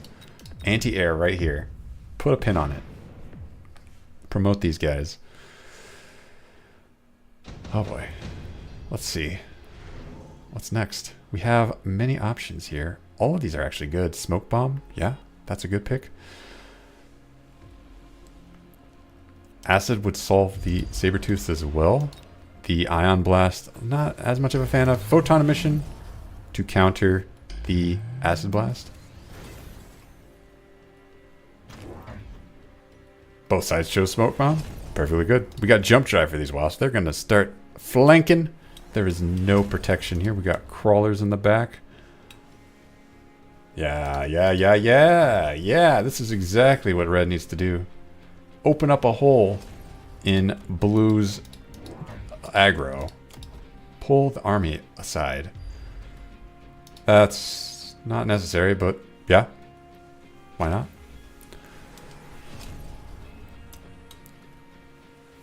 Did Red build? No, they need to get one more unit. They bought one Crawler. They have one more. What they're thinking right now is, this is very strong aggro position right here. I need to start punishing that. I need to get units in position so that I can start getting Scorpions, or I don't... Stormcallers are fine too. Maybe not Stormcallers. No, Stormcallers are fine too. I need to punish this doorstep assault. I didn't have to do it this round, because this round you win because you got the Wasp back here. But next round, you need to be able to put pressure here. Smoke was down, not very effective for Red. Wasps coming in, meeting Red's Mustangs. Red's Mustangs very effective. Subbing in for the Wasps that flew away. This assault was too fast. The Wasps could not get there in time to take down that tower. So it doesn't actually get any value. Oh, and then Sentry Missile breaks most of the Wasps. That was not necessary. Unfortunate, though. The Wasps were just too slow.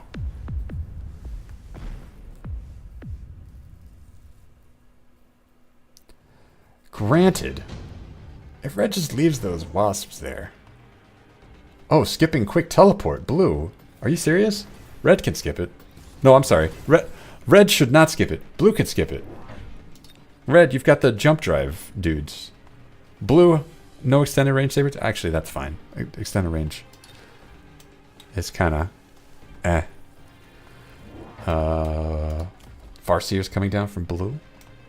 Spreading out. We are ready to receive Wasps wherever they show up. Red deciding... I did spend 100 on this.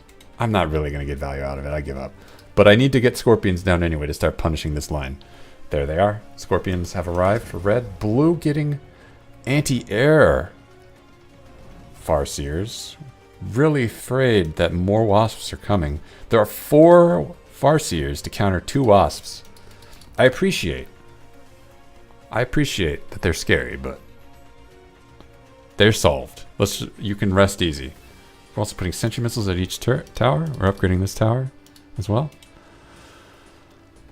Blue's focus is on the wasp, which is exactly what you'd expect to happen. This is what's giving red the opportunity to put Scorpions down. Uncontested.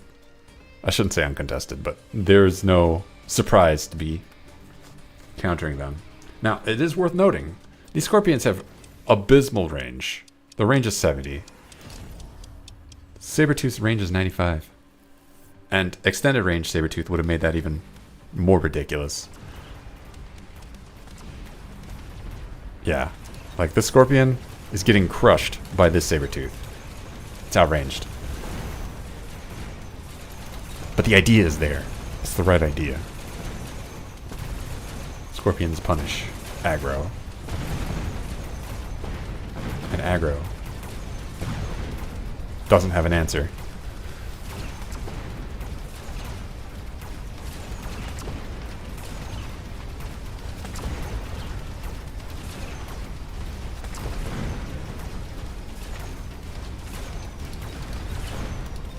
Hero Scorpion right here. Even takes a sentry missile. Doesn't care. Blows up the tower in one shot, keeps on going.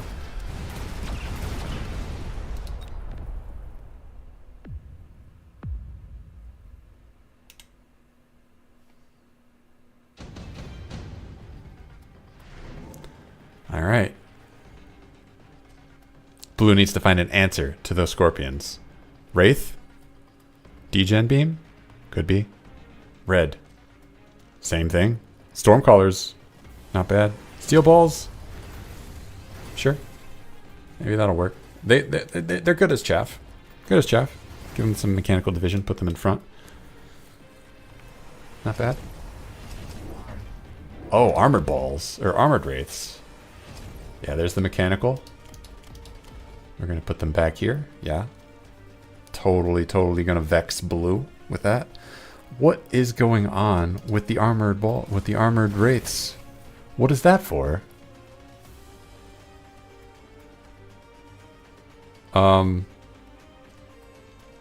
it's true that red does not have anti-air wasps. So they cannot counter this by just clicking anti-air on their wasps. Not that they should anyway, but...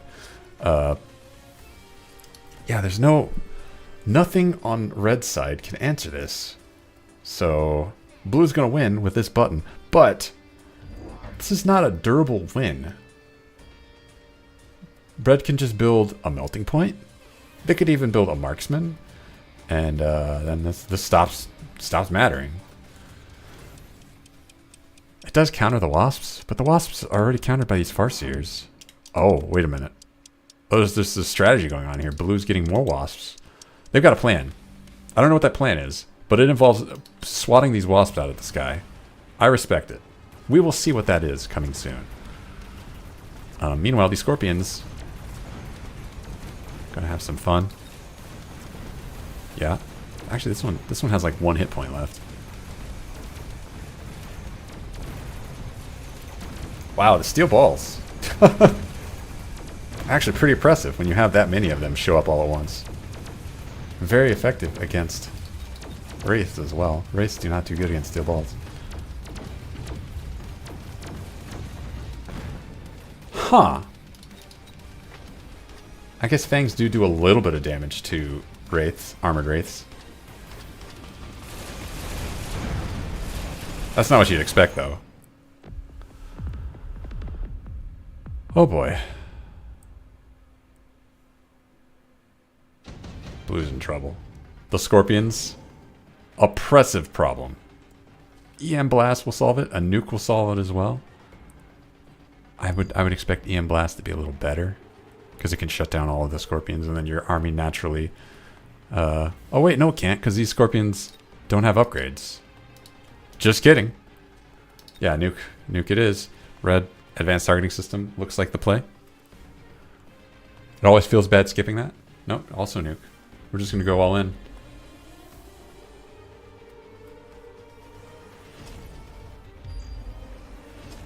Punishing the aggro. Is red going to put up a shield?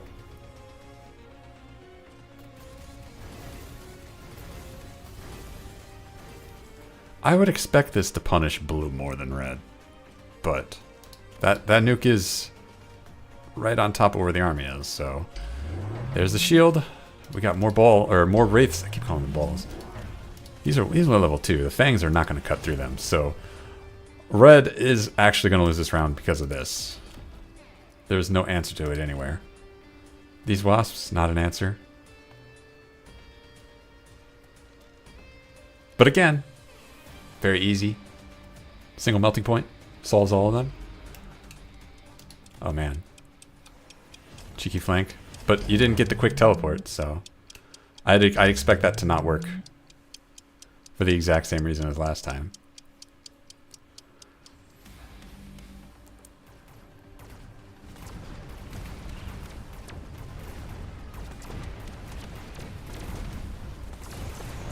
Yeah, no. Farseer is actually pretty good. That's it. They got anti-air, so it's fine. Nukes land. They don't do much.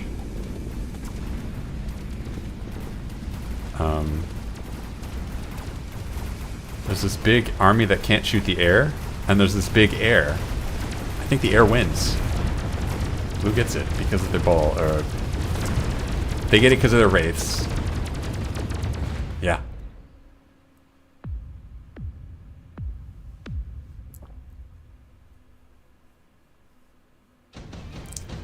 All right, red. You counter that and you win. How are you going to counter it? You even have the option of melting point, but you picked marksman anyway. I respect that.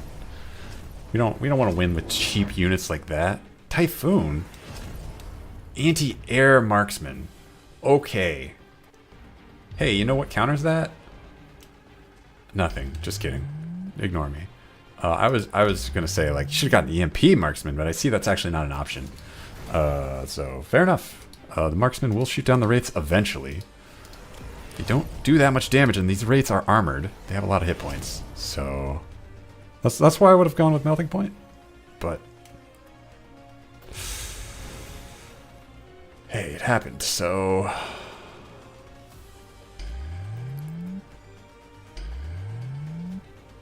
shield's going up for both sides. Is this gonna do?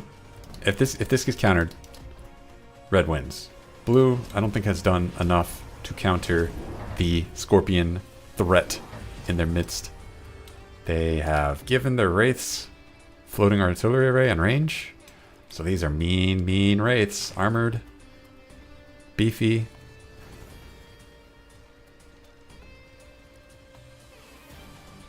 There's a chance that they just win just because the wraiths are too mean. They're a really good unit.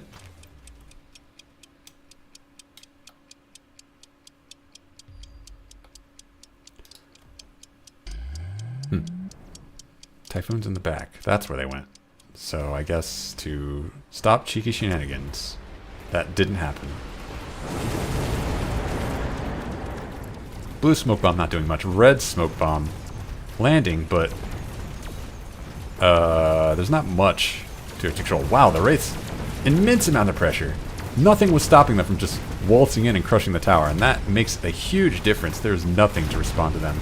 That is GG, because the wraiths reign supreme.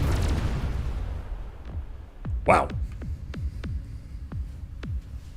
Spicy. They're good. They're a good unit. You know, they're a good unit. You got to answer them. Okay, last one.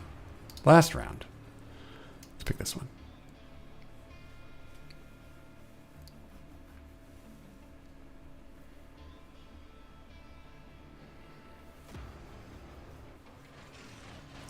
Let's begin. Blue has the option of cost control specialist. I love Sabertooth Fang.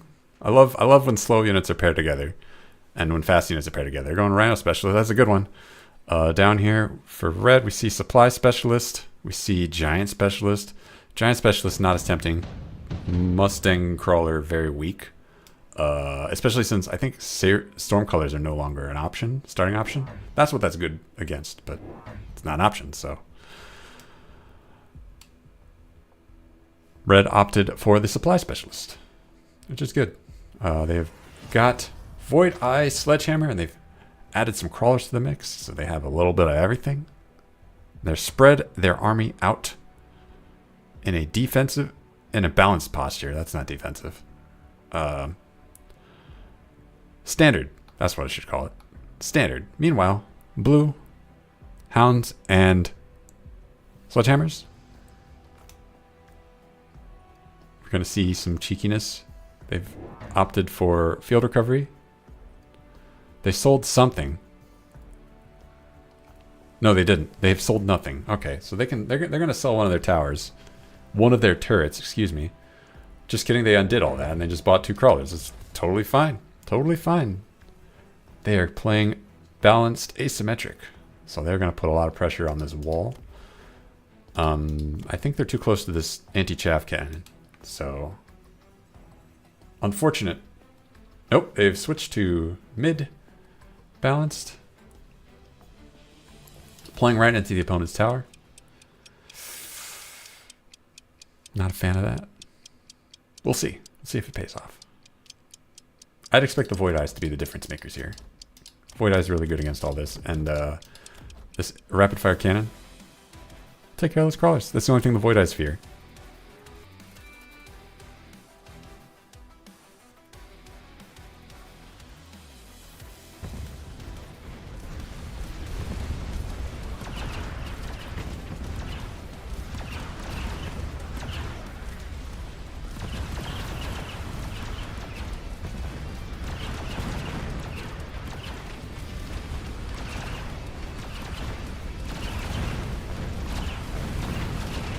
Yep. The only thing the Void Eyes fear, crawlers, not a problem. Round 2. Drum roll. Phantom Ray is an option. Sabretooth is an option. Sabretooth, not really a big solver. Phoenix is a better solver than Sabretooth. I don't think either side would go Arclight. I think they've got the chaff clear kind of settled. Phoenix for red, yeah. Playing into their strength, supplementing their Void Eyes with Phoenix. Blue, thinking about that Phantom Ray. Can be very fun with that. You can put that in places. You can put that in corners. You can put that on the side. Decent at chaff clear too, apparently. Lesson that I've learned only today. Don't expect Sabretooth. Don't expect Arclight. Phoenix is a good pick as well. We'll see what they pick. Just a bit. Did they pick? They both picked Phoenix. Okay. Red getting suppression shots on the Void Eyes. Yeah. Alright. Blue. What are you doing? What is this? Fangs. More chaff, but this is backwave chaff.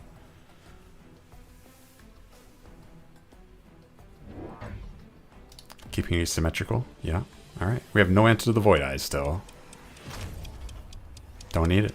Selling off this chaff cannon right here. We don't care. Don't need it. Using it to get crawlers. Putting them in the corner.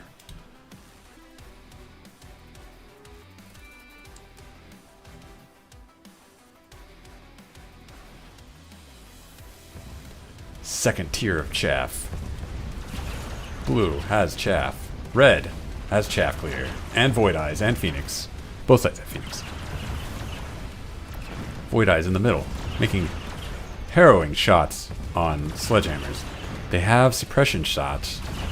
But they are undefended. And the sledgehammers are cutting through. But not enough. Not by enough. They get cleaned up.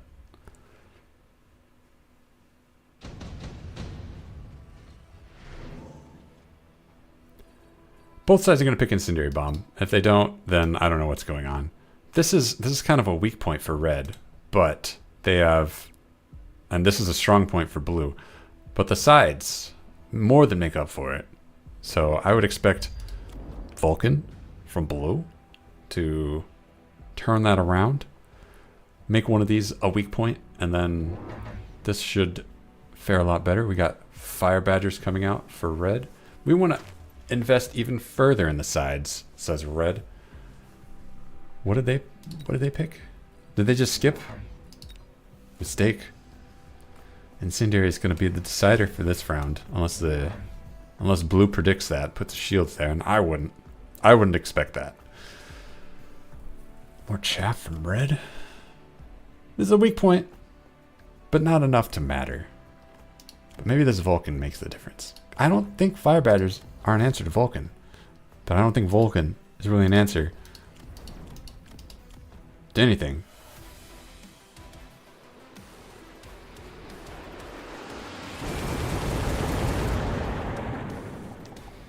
Into the fire.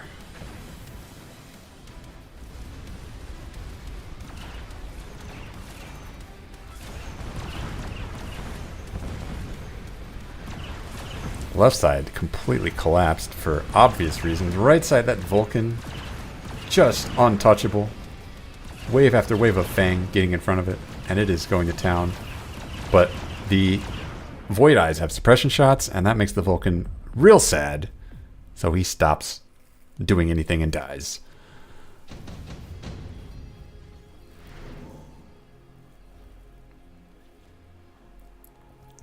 If the Vulcan doesn't get stuck on tanks and Fire Badgers, it could pose a threat to those Void Eyes.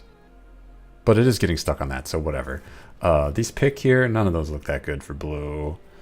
Wasp Swarm, I don't know why you would pick that. Blue has fangs in safe spots, and so does red. So like the wasps will just run into fangs, kill half of them, and then die. I'd expect that to happen here too, but who knows. Blue getting their rhino. They're gonna put it somewhere cheeky. Red. Oh, both sides got wasp swarm. Okay.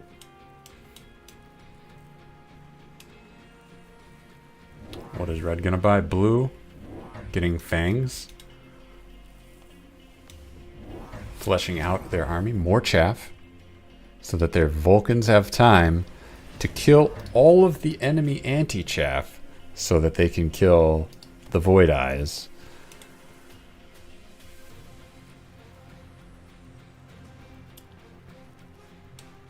And a second Vulcan. This one I expect to get more success because there's some Phoenix backing it. Rhino back here. Not sure what that's accomplishing. We'll find out. Alright, the wasps from red split up and the game freezes. Bad time for that to happen. Wasps split up, even less effective against the fangs when they split up, so the fangs kill them. And I don't know what you expected. Anyway, that rhino's having a good time. You know, this used to be the strong point of blue, and I don't know where it went. It's gone.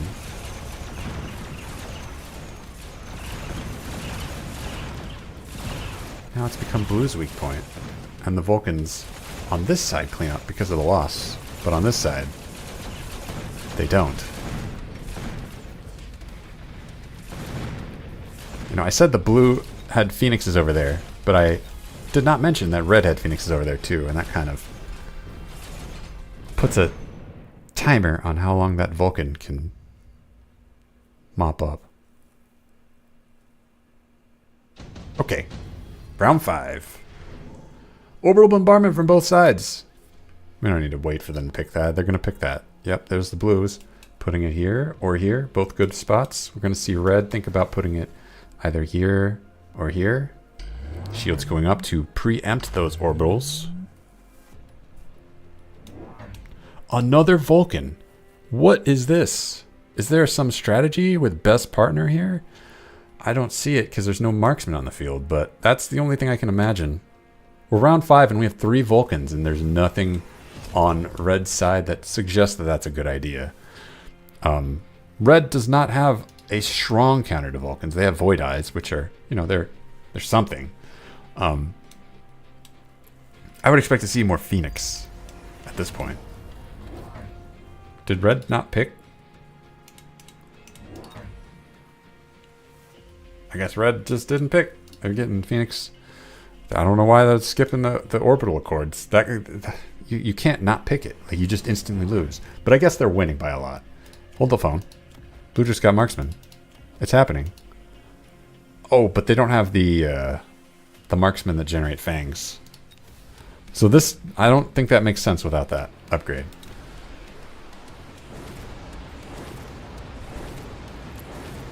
Yeah, look at red's army. Crumble to an orbital bombardment. Unlucky.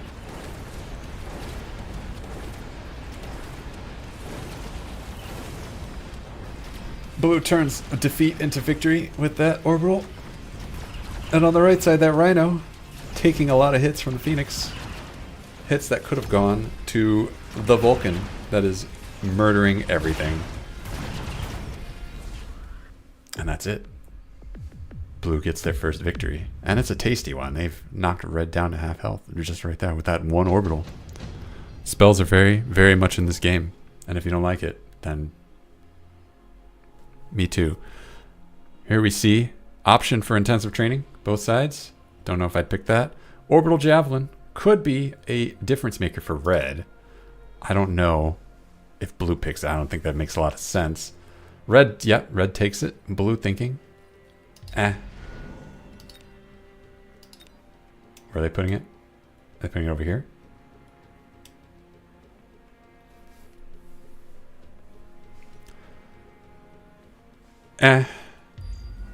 Putting it over here. And I want this Vulcan.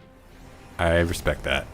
Oh, but this Vulcan gets just a little more hit points.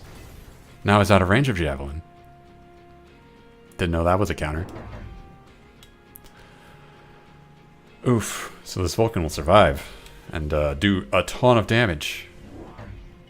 What's going on here? I don't really understand this, but okay. Red getting Stormcallers. Great. Great unit. We're going to do a lot of damage. Blue opting to get range for the Vulcans and marksman. Are we going to see best partner?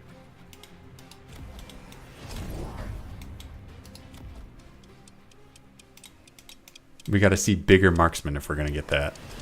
Oil for red. Where are we putting it? Second level defense. I don't know if I agree with that. I mean, that gives your Vulcans a lot of health, but that is $400 dues.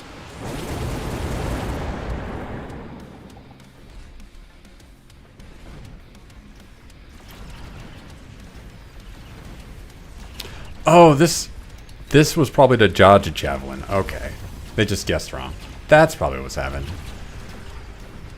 Left side is on fire, and blue is just down to a Vulcan and a marksman and chaff that's killing itself. So, you know, that's a fail. On the right side, though, great success. This Vulcan has plenty of hit points left, even though it got javelined in the face.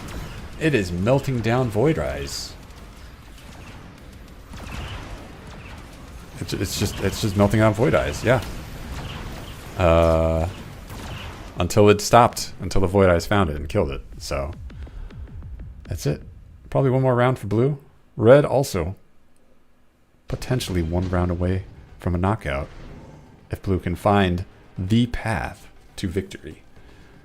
Both sides eyeing those Mustangs. Mustang's just a solid unit. Overlord also a solid game ender. You know, it's not the time to be building a solid unit. It's time for the cheeky shenanigans to come out. We got wasps. All right, here we're gonna see it. Best partner coming down for blue as expected, and anti-missile for their Mustangs as well. So fourth and a fourth Vulcan. Red, what are you gonna do with these wasps? Are you just put them in the back? Kind of waste. That's not cheeky at all. That's very standard. I'm disappointed. It's fire time. Fire going down on the right side for red. Hoping that cleans that up. It might not. Second tier offensive for blue or for red.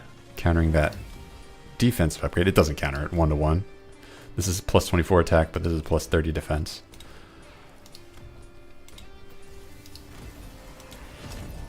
Oh, what is this? Counterfire. Fire badgers increasing their range dramatically when they take damage.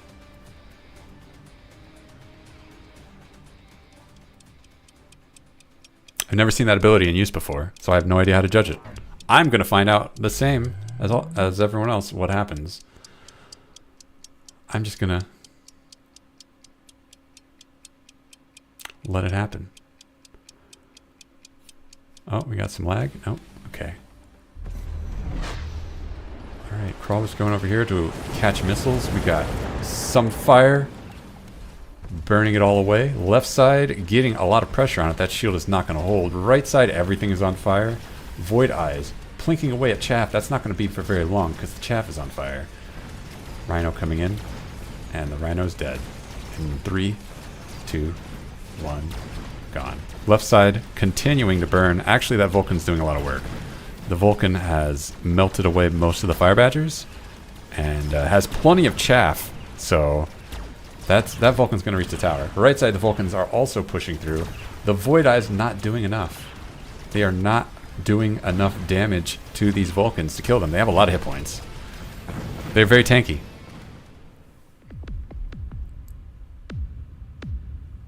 Not a knockout punch for red, but close. Blue almost wins. 1 round to go. Counterfire did not help in that case. I don't imagine it did much. Both sides eyeing that nuke, and there it is. Nukes will decide this game. Not strategy, not unit placement, not anything. But who has the best nuke? Whip them out. Noteworthy, this Vulcan and this Vulcan are nuke proof. But, hey.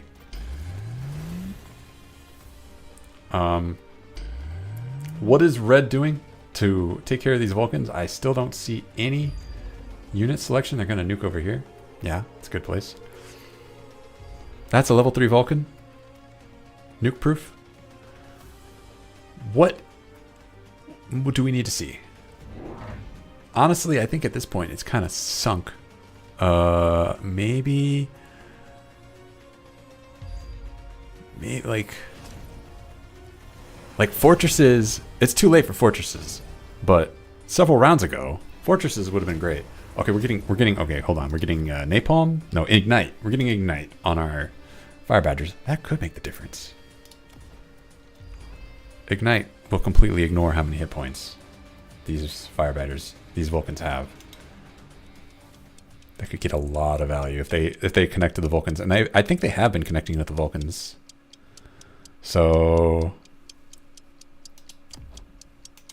hey, I don't know. Let's find out. Wasp swarm in the back for blue as well. That's not going to do anything. There's some wasps back there to meet those wasps. It will delay them, I guess. Oh, wait, no, that's red's wasps. Okay. So red's just got an extra swarm of wasps.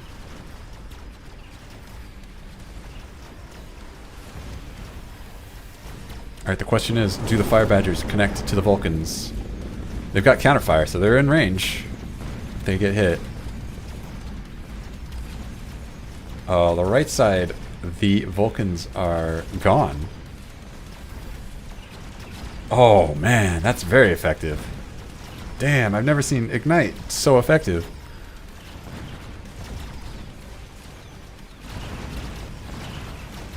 Wow. And that range, okay. Yeah, counterfire. Counterfire actually carrying. Oh, but that's not a kill. Oh, one more round. Without a nuke. Let's see. Can red repeat that without the advantage of a nuke? Scorpions, both sides. Good pick. Sandworm, good pick for red. Not as much for blue. Raiden's Typhoon. Okay. I'm not sure what that's for, but there it is. Red picking Sandworm.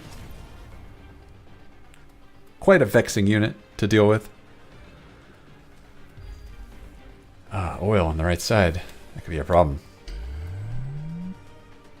Is red going to predict it?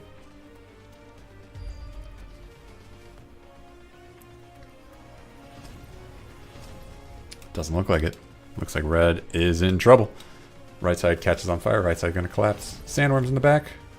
Going to shore that up. Going to bother the Vulcan and absorb a lot of marksman shots. But, you know, they're not going to carry the game by themselves. Hounds with fire extinguishers are afoot now. We really don't want to have to worry about napalm fire badgers. There's not another thing. We don't have to worry about, there's no, I don't know what these are countering, but they're there. And we've got big Vulcans. Level 3 Vulcan. Everything's got shields. We got this distracting crawler. Everything's set up for blue. All they need to do is find a path through the sandworm and they win. And red, oh, EM armor for Void Eye. That could be a problem. Putting the Void Eyes up front to proc that. Be a problem. Fire here. Counter fire active. They are starting to lock onto those Vulcans. Ooh, and that's the level 3 one. If that burns down, that is bad news for red. I mean for blue. Alright, sandworm up, sandworm down. That didn't do diddly. This one's we're doing a little bit more. They're tanking the Vulcan very effectively. But the marksmen in the back, they're pretty good. Pretty good. Okay. All of the fire badgers are down, and there's still 2 Vulcans left. Bad times for red. Stormcaller's trying to get work in, but the Vulcans, their last remaining Vulcan has a lot of hit points. You know, it's not a fair fight, and there's a lot of marksmen behind them doing the actual work, and they do it. That's GG. Blue finds the victory.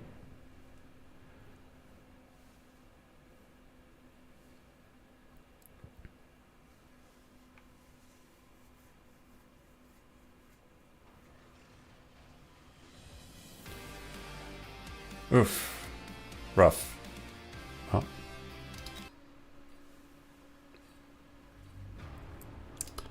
Alright. Well, that is it for me. I'm going to stop here.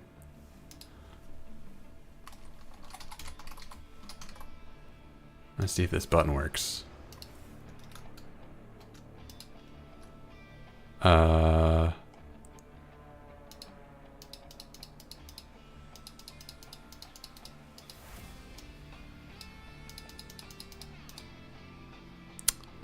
Sure. All right. Well, this is it for me. I'm going to try rating. I've never used this button before, so I don't know what to expect. Cool. It actually didn't work. Perfect. Never mind. Anyway, I stop here. Thanks for watching, everybody. Hope you had a good time. I don't know what I'll be doing next. I'll figure it out, though. Until then, see you all later. Have a good one.